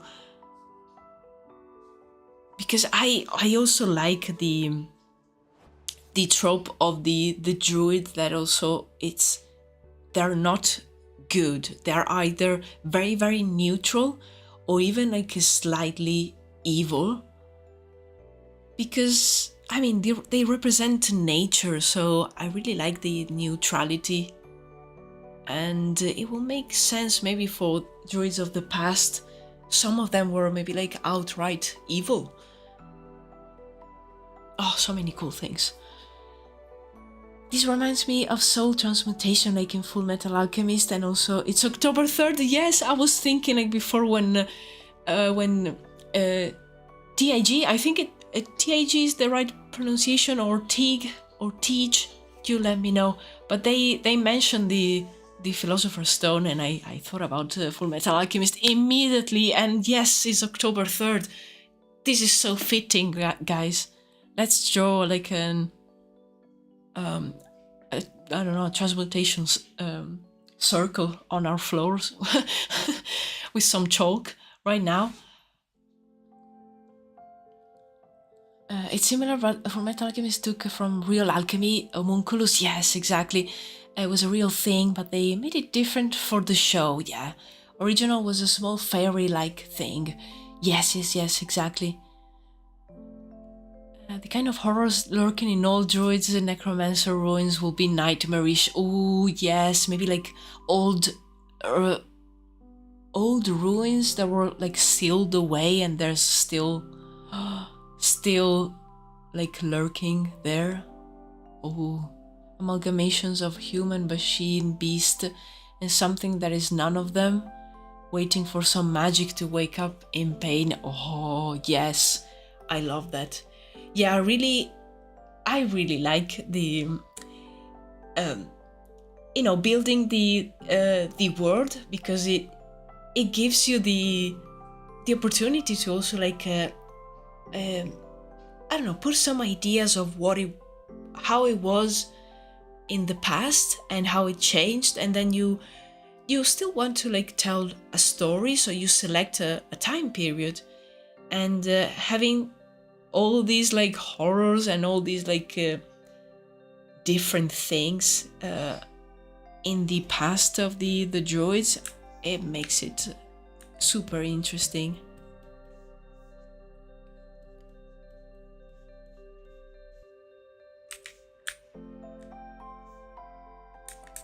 Yeah, especially like I don't know, I really like the idea of the Druids at the time of the story being apparently, the good guys, but then you have the Druids of the past that are like, okay, no, I don't want to get near to that crazy person over there.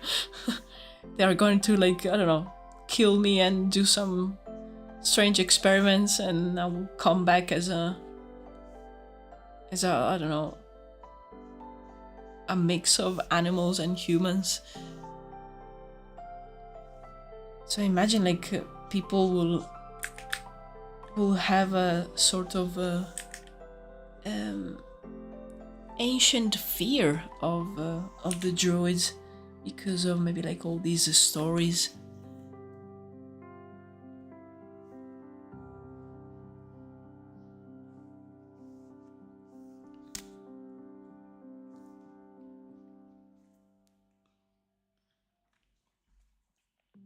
Sorry to say, but I have to go. I can wait for the next video. Oh, thank you, Tej or TIG.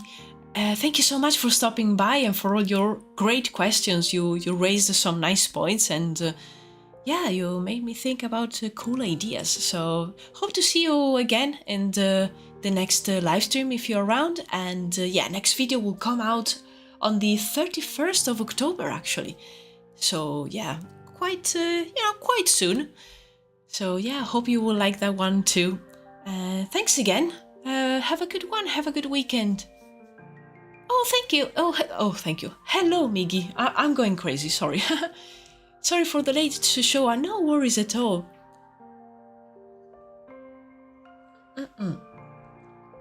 Thank you for being here.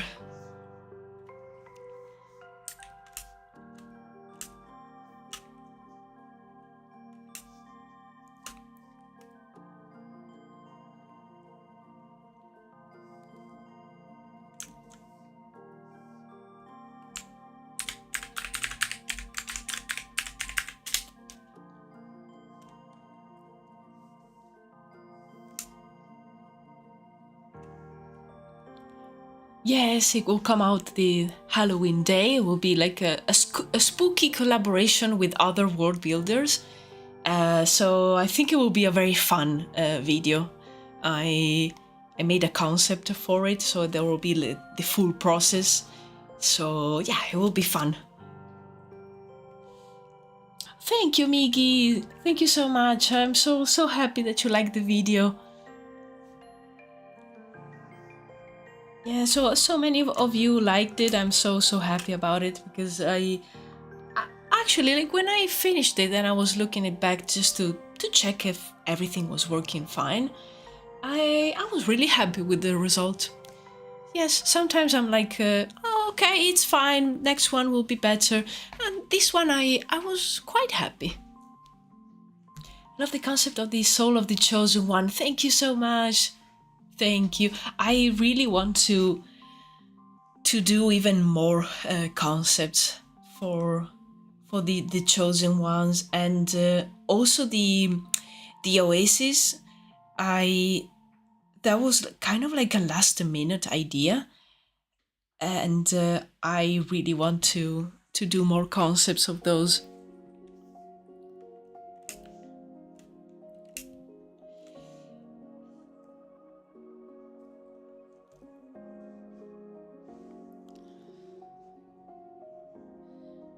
Is that the video you collab with other people? Yes, the one that comes out on the 31st, so on Halloween, it will be the collaboration video. And I actually will start on Monday to edit the video. I think I just need to record the, apart from, like, you know, putting everything together, I just need to record the voiceover. And well, first I'm gonna write a few points, but I want that video to be a bit less scripted. So I will probably put down a few points and just describe, you know, the thought process about the concept, because we had to design a creature following 4 prompts, so 4 words that we that were like selected randomly. So yeah, I'm gonna go through like the whole process from the reference research, the first sketches, and then the finishing concept. And in the end, we will show each other our concepts. So there will be like the reaction, and it's gonna be fun. I can't wait to see what the other guys did, because they're all amazing artists. So yeah, it's gonna be fun. I'm so curious. I'm nervous because the other guys are so good, and we are doing a creature design, which is not my strong suit. I still like the concept that I did, but I also am like a bit nervous. The other guys are so good at creature design. But yeah, I'm sure we will all have fun, and that's the most important thing. I haven't seen it yet. I failed you, Barbatos. Oh, you failed me. No, no, it's all right. No, whenever you have time, even like in the next days, if you want to check it out, it's there. So you can, you know, let me know what you think and if you like it.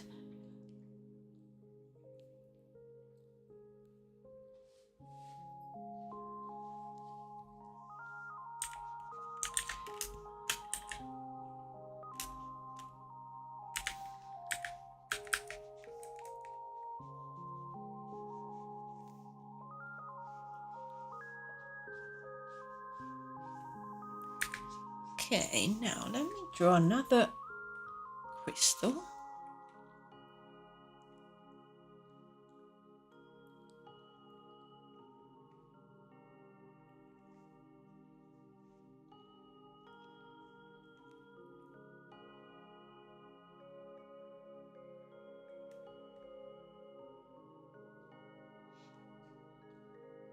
I watch it as soon as the live finishes. Thank you so much. Thank you. Yeah, please let me know if you like it, and I hope you will do.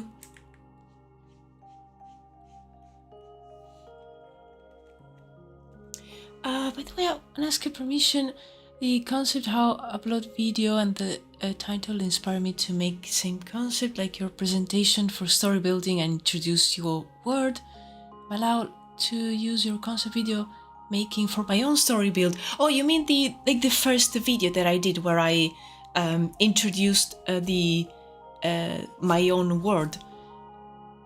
Because please do. Yeah, I've used a couple of other videos as inspiration for that one, and if you want, I can even drop the links to those ones so you can check them out and have an idea. Because yeah, I've used other videos as inspiration for the first video of Druwides, where I introduced the word. So if that could be useful for you,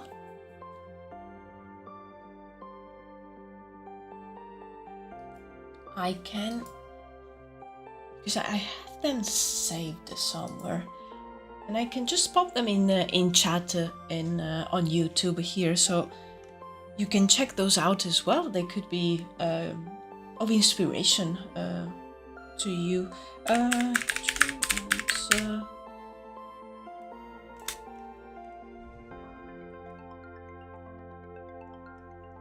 Like the last video you upload, it's like this is a concept that match with me. Oh, the one about the other world.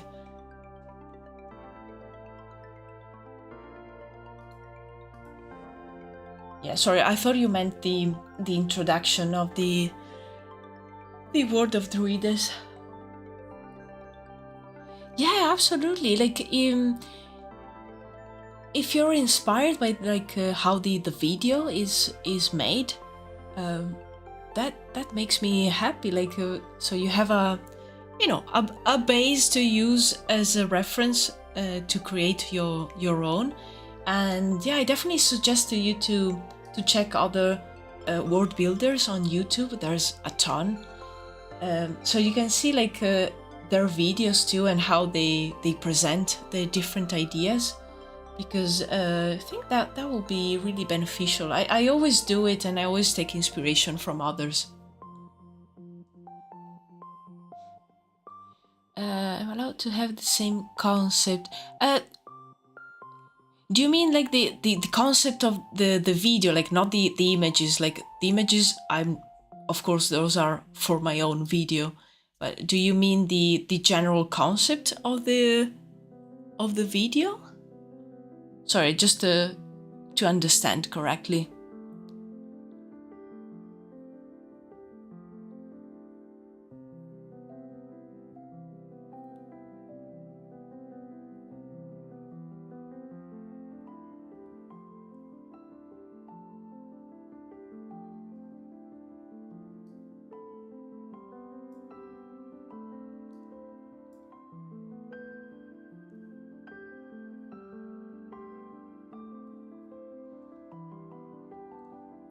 Like the way you introduce, yeah, absolutely, yeah. You can take inspiration from the narration and the how the video is structured. Absolutely.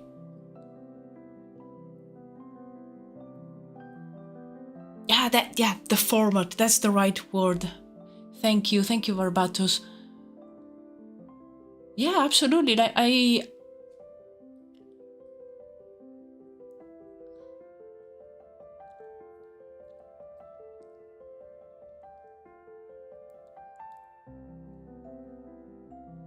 yeah, absolutely. Like as I said, I take inspiration from others for the general format of the videos, because before starting, I didn't really know how to to do the video and how to present my story. So I took inspiration from the Monster Garden videos. So yeah, please go for it.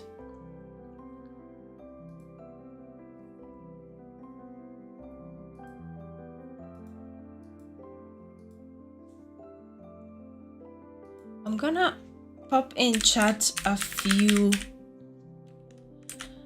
other world building channels anyway, just so you have them there in case you don't know them, and it could be of inspiration in general.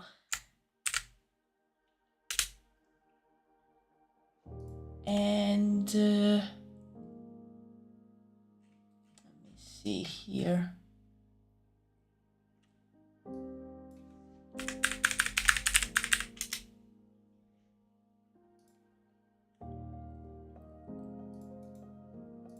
I'm just gonna put a couple. These are the ones that inspired me the most when I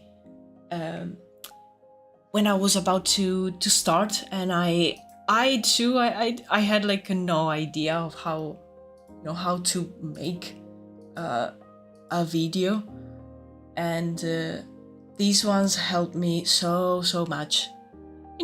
As we said, just to have the general format and have an idea of how to build a video.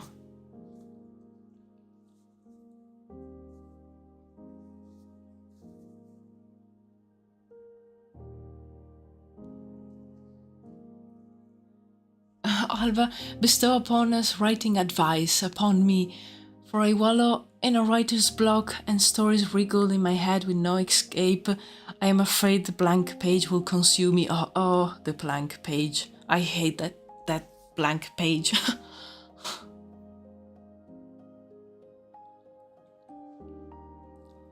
Yeah, no worries, Mickey. And yeah, I think you will find them interesting as well, and they will help you. They will help you a lot.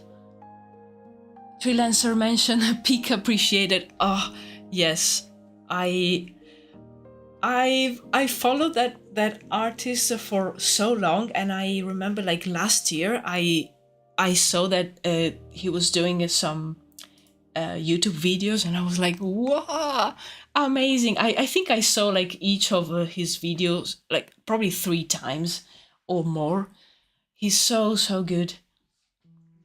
But yeah, especially like how the videos are structured, that really helped me. But coming back to the writing advice, ooh, I don't know if I have.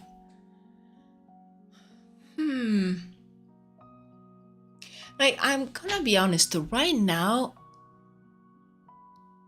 I wrote the otherworld video, like the script, and I think after that I must have I don't know, used all my writing abilities because lately I've been a little bit having like kind of like a block, a writer's block myself. And in fact, I am really happy that I have this collaboration video, and that's also why I'm thinking of doing it more casual and more in like a colloquial manner, because right now I think, you know what, I think I truly exhausted all my energies. So I'm in the phase where I need to water my creative plant. So I've been trying my best to play like story-driven games and reading, and trying to feed the creative mind, because I think I've exhausted my storage and I don't have a magic crystal in my possession.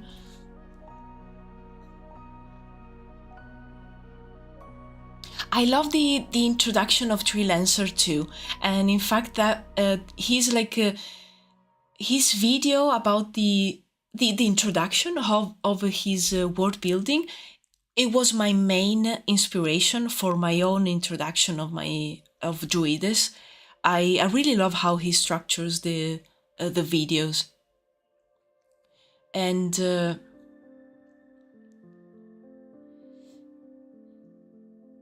I love the creativity of Monster Garden, and like in terms of like art style, I love both equally because they are different. I really admire how Monster Garden goes in depth, even on like seemingly small things of the world building, and he will do like a whole concepts and a whole like video about just the currency on in his like his world. And it's so important, and actually it's so inspiring, because sometimes I feel like I I don't know, I stop myself from doing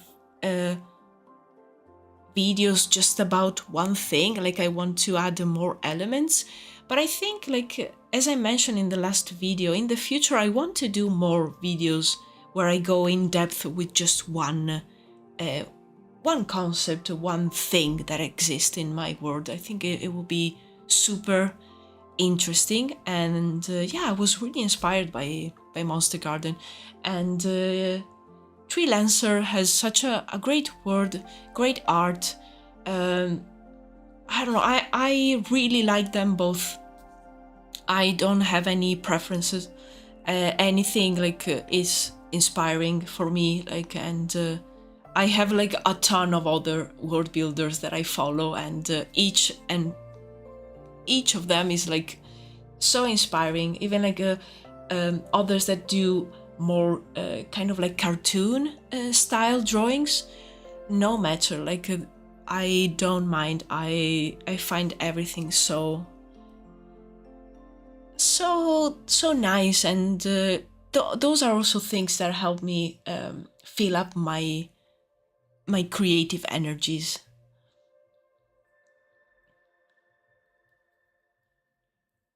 Hungry, have you watched the Brandon Sanders lectures on writing? Oh yes, Barbatos, that's a nice suggestion.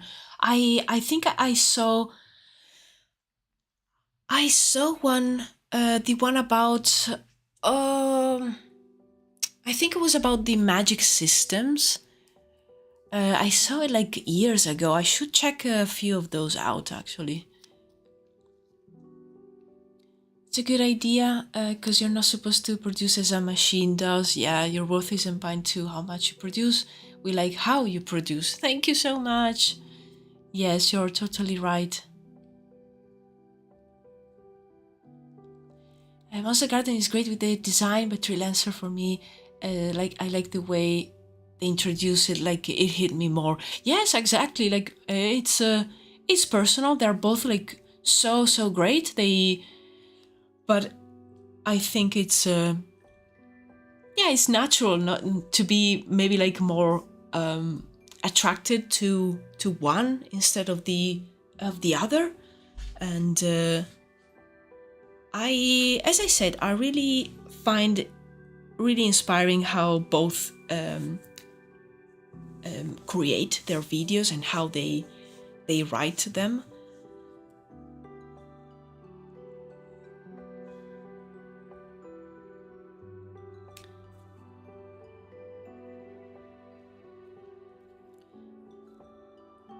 Yeah, I like the Sanderson lectures videos too.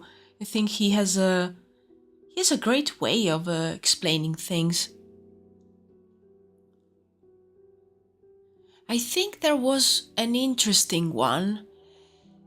I believe no, I saved it, but I've never watched it. It was recommended to me, and it was a lecture about writing, and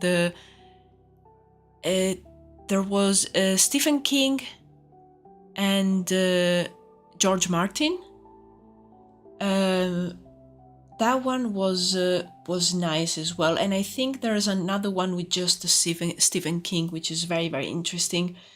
But I like how the Sandersons one, they kind of look like, I don't know, they feel like actual lectures, like you're in a writing course and he's like your professor. And I believe there are like kind of divided into like different types of topics, so you can choose the one that it's more like suitable and more, I don't know, inspiring to you.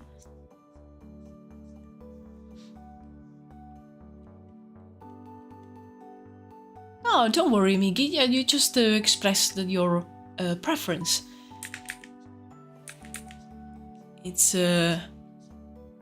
normal. Like I've seen like other videos of world building where maybe the world building and the story was very interesting, but the way that the videos were made was not really like in. It wasn't like they weren't badly made. It was something more like I didn't get to, I don't know, too much into them. Like I don't know. I didn't like personally like how they structured the video, and especially that happens to me if a channel tries to, like, they are a creative channel and maybe they do world building, but the way they do the YouTube videos is more like yo guys, yeah, ha ha ha. So more like an actual YouTuber that does like pranks. And I don't know, the tone, it doesn't work for me. So for me personally, maybe I will watch like one video and then don't come back to that channel. But yeah, it's personal preference.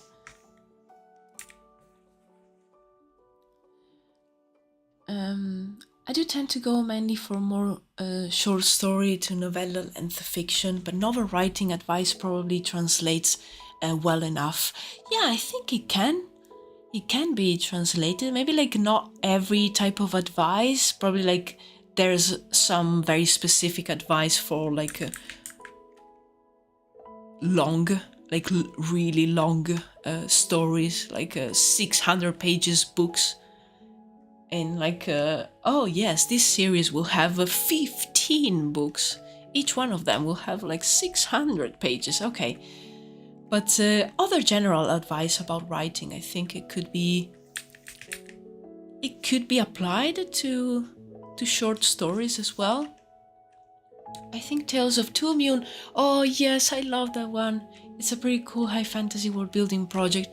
Love that one, and I love his videos. And they're so great. Even the storytelling of the videos themselves, it's so great.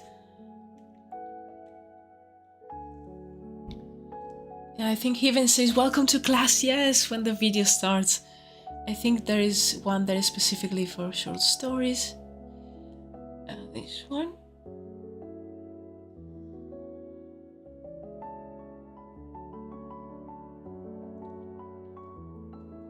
For me, the last title you use in last video you uploaded is triggered me a lot. Like I need to make this kind of format video because making the title is hard for a video. Yes, I had. I also like I had issues when I was about to, to publish the first one, and I like the videos that are, the ones that speak about the lore of Druides, having kind of like the same format of title, and then just the first part of the title changes to describe, of course, what the video is about. And I also have like all the playlists in my channel because I like having everything very organized and divided in folders and things. So even the title, I really like that they all have the same format of title, and just the first part changes.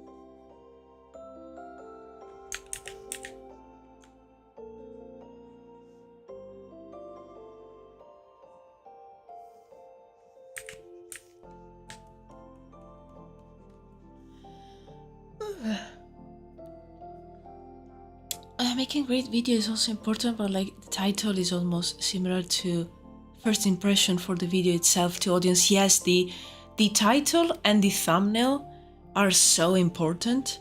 The video is important as well because of course you want to attract the attention with the title and the thumbnail, and then you want to retain the person and make them stay there to watch the video. But of course, I mean, you can do so much with the video. If someone that's watching is very interested in what you're presenting, they will generally stay at least for a bit, you know. But yeah, definitely like the title and thumbnail are so important because at least someone will maybe, you know, be interested by those and click on the video.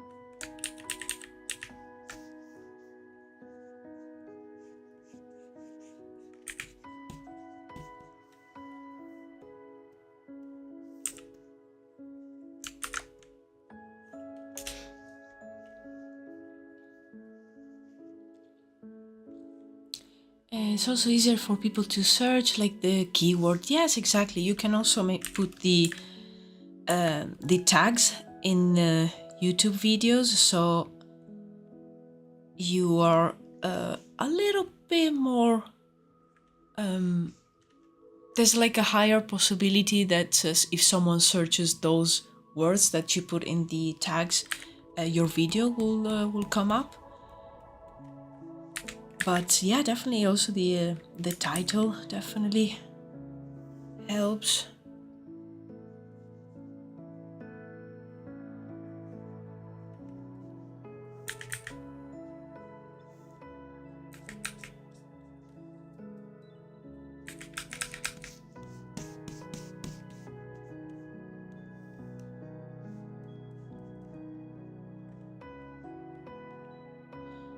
Alba, have you considered allowing to subscribe to a membership to your channel or allow donations in the chat? I'd like to contribute in some way. Thank you so much, Barbatos.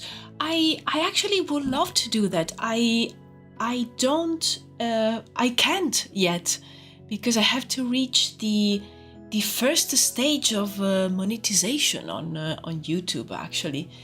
But yeah, as soon as I reach that, I would love to, and especially with the memberships, I was already thinking, because I saw some videos, for example, some channels, for example, with the membership, they allow their members to watch the video maybe like 1 or 2 days earlier, or maybe there's like once a month there's like an extra video for the members. I really like that. Or maybe like you know, a live stream just for members, you know, things like that. And the thing about the nations in the chat is really nice because I followed a lot of live streams of artists and people like donating even just you know, €1, €1, $1 here.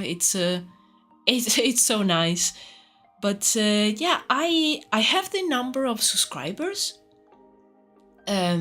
because you have to reach 500 subscribers, but 3,000 watch hours.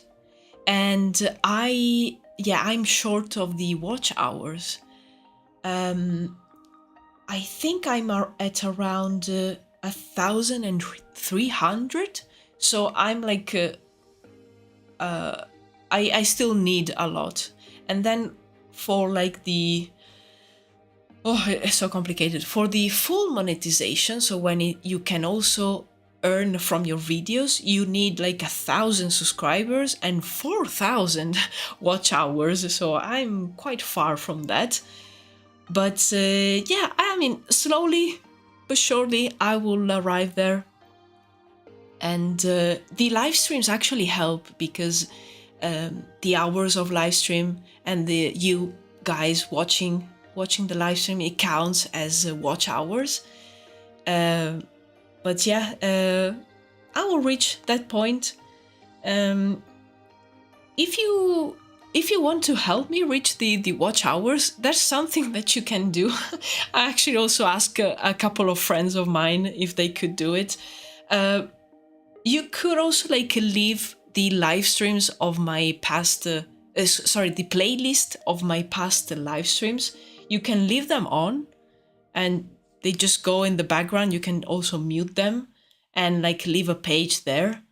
And it will count as watch hours. So if you guys want to put me in the background on mute so I don't like bother you with my stuff, I can maybe like reach the watch hours earlier. But yeah, I will reach that point. I just need time.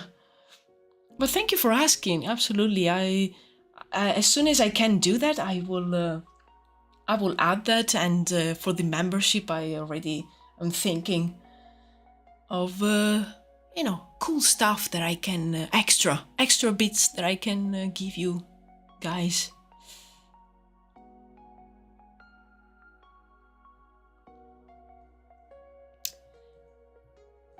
But in Twitch you can yes, in Twitch you can. I'm affiliate, so you can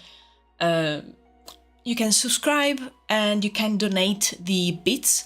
Of course, you need to have the Twitch account, and the donations on YouTube are better because I believe YouTube retains less money rather than Twitch, because Twitch takes a lot of money. Like it takes half or more of everything. So YouTube, it will be better as soon as I'm able to do it. You're able to do it now if you put coffee. Oh yes, I have the coffee account. Yes. Yeah, I need more watch hours. I have the subs for the membership and the donations. I have the right number of subs. It's just the watch hours. Yeah, I will get there. You just need the time.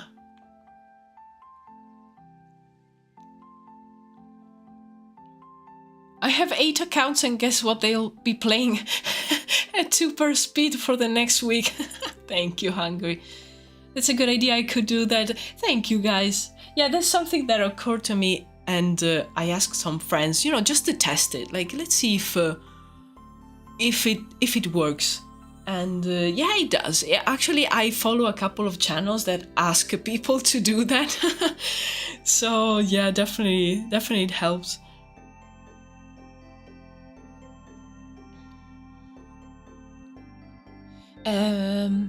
Oh, hi, Nogrod Workshop. You can reach out to Kelsey Rodriguez if you wanted some promotion. Oh, I saw a couple of videos of her. Like, she talks a lot of like the business side of art.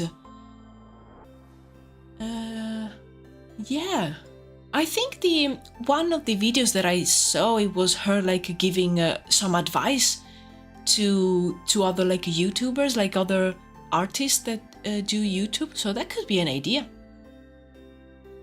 Yeah, that's a good suggestion. Thank you, Nogrod. If you use coffee, I believe they not cut a lot compared to Twitch or YouTube. Yes, exactly. Yeah, they don't cut. They don't cut too much.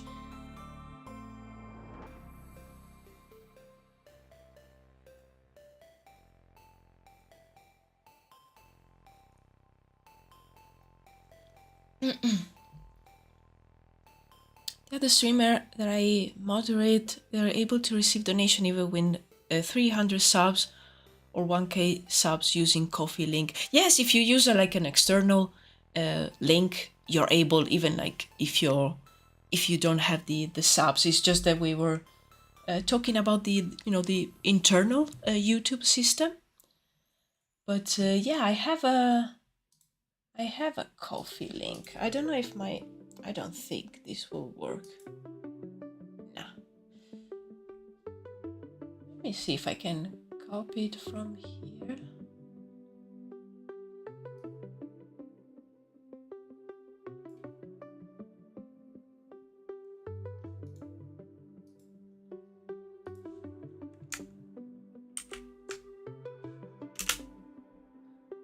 Just gonna put this link in chat.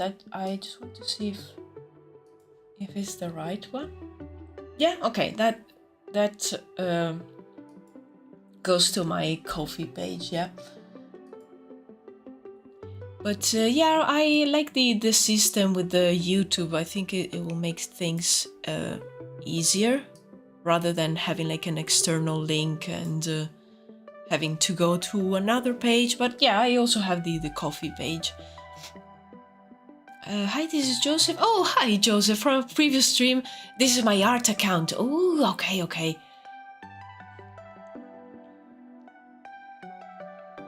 It's the least I can do because none of these platforms take BDT as currency. Oh, well, thank you so much, because I'm trying to to reach the watch hours at the moment, so that helps a lot. So thank you so much.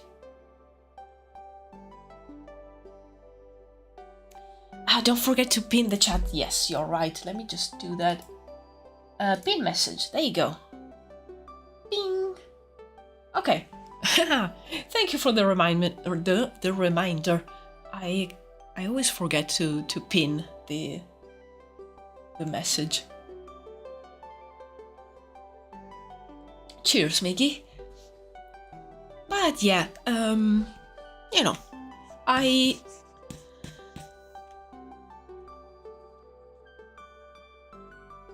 I would really like the channel to grow and to be able to kind of like sustain itself in a way. But at the same time, I'm mostly doing all of this because I really wanted to make this project a little bit more concrete, like a bit more real, and also like sharing it with people, and doing it only with the putting the concepts on social media was I don't know, it wasn't fulfilling, and especially it burned out. Like I felt really burned out doing only that, while doing the live streams and the videos, I don't know, it's something different, and I get to also write, which is something that I always liked writing, and I used to do it a lot when I was younger. So it kind of like gives me the opportunity to do more than one thing that I like, and it also like it's this time that I carved out for me to work on my project, and right now that I don't have like a client work, so I can dedicate my time to this. So I'm trying my best to enjoy these moments, because I don't know, maybe in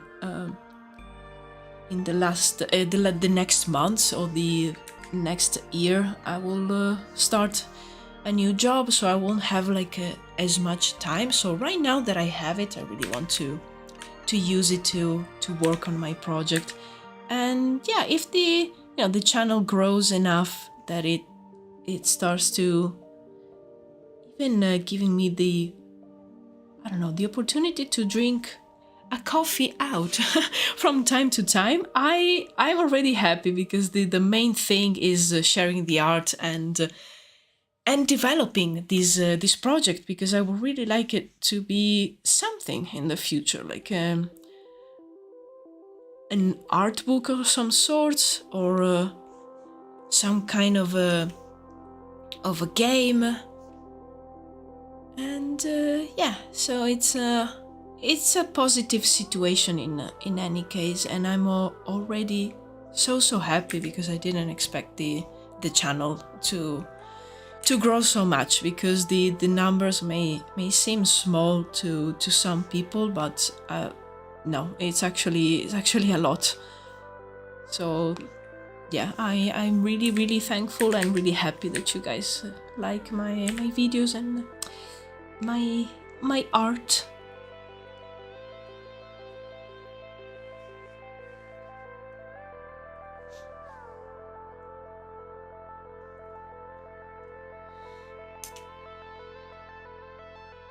By the way, the viewer is 12, but you're like still half of it. I will do what I do like usual. Go, Miggy! Yeah. Thank you so much. Yes, Miggy is right. Leave a like on the stream if you enjoyed it.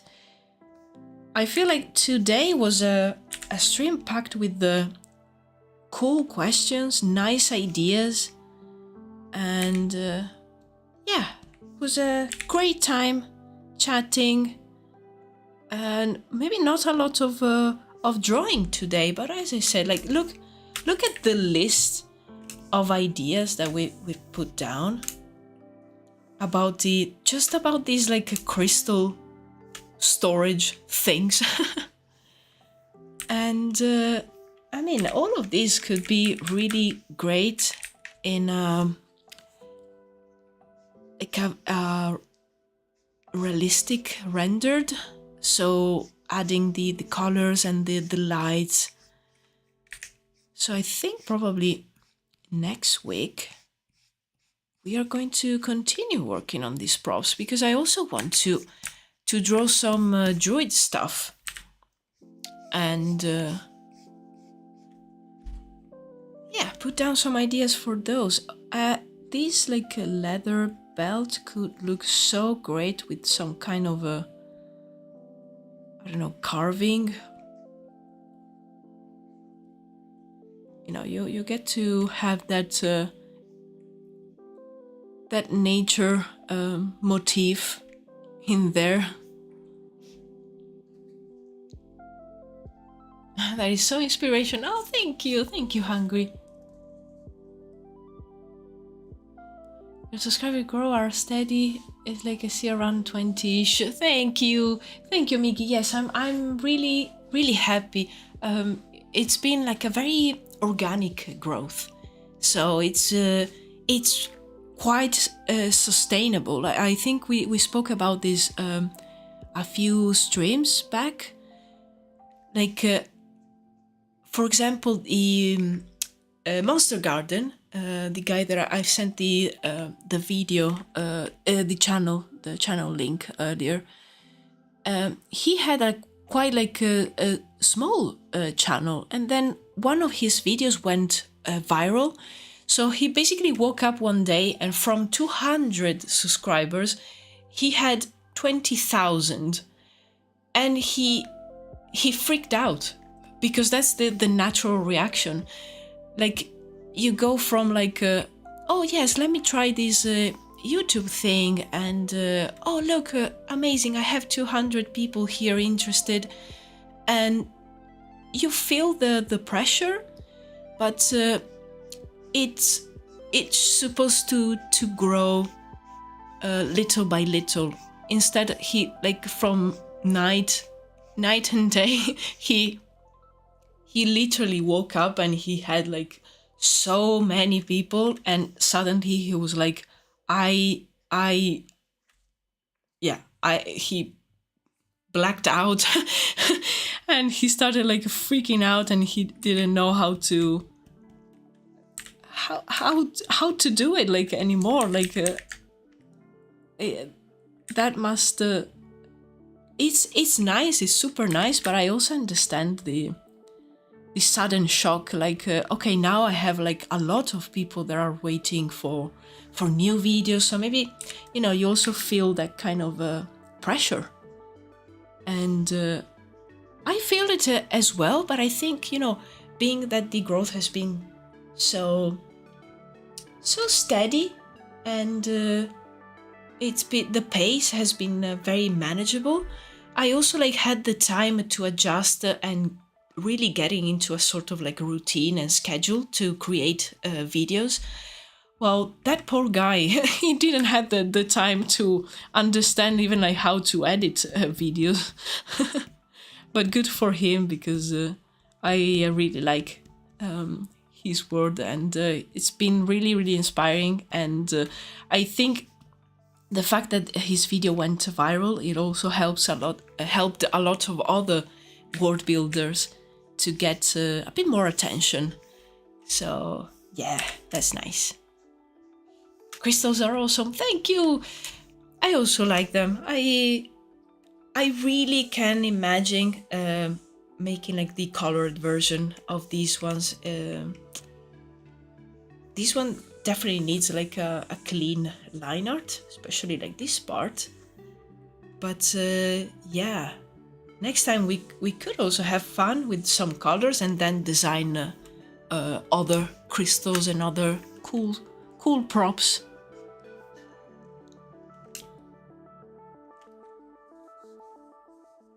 I'm sorry if I pay attention with your video or channel, small stuff, I can't help it. It's like my habit to see detail in everything. Maybe my habit as moderator made me do that. So sorry about that. No, don't be sorry. I actually appreciate it, because having like someone else noticing these kind of things, it really helps, because when you're the one like making the stuff, and you're the, you know, the owner of the channel, sometimes maybe you don't notice that the subscribers grew as much as they actually grew, and you get lost a little bit in maybe like other things, and you're preoccupied. Like right now, yeah, right now I'm mostly like I am not like fixated about the views, because the last videos, guys, they went so well, like for my standards and for my channel. I am so happy. So right now I'm mostly like thinking about maintaining a sort of a schedule, and I would really like to be able to do more videos and be able to do maybe like one every couple of weeks. So I'm really looking forward to November, because I know I will have more time, and I had like family visiting last month, and last week I was away. End of October I will be away again. So there's a few things this month that are preventing me to actually like sit down and do a few more videos. But that's why I'm looking forward for the winter months, because I really want to do a couple of more, even like different videos, maybe where I show more of the process of concepts, and like how I actually, from start to finish, how I do stuff. And wanted to do a couple of videos maybe where I speak about my experience as a concept artist, and talking a little bit about the concept art in general, to, you know, to differentiate a little bit, but still maintaining the main thing, which is basically an art channel, and is dedicated to concept art and creating. So yeah, these are my thoughts. Okay, it's 6:02. Amazing.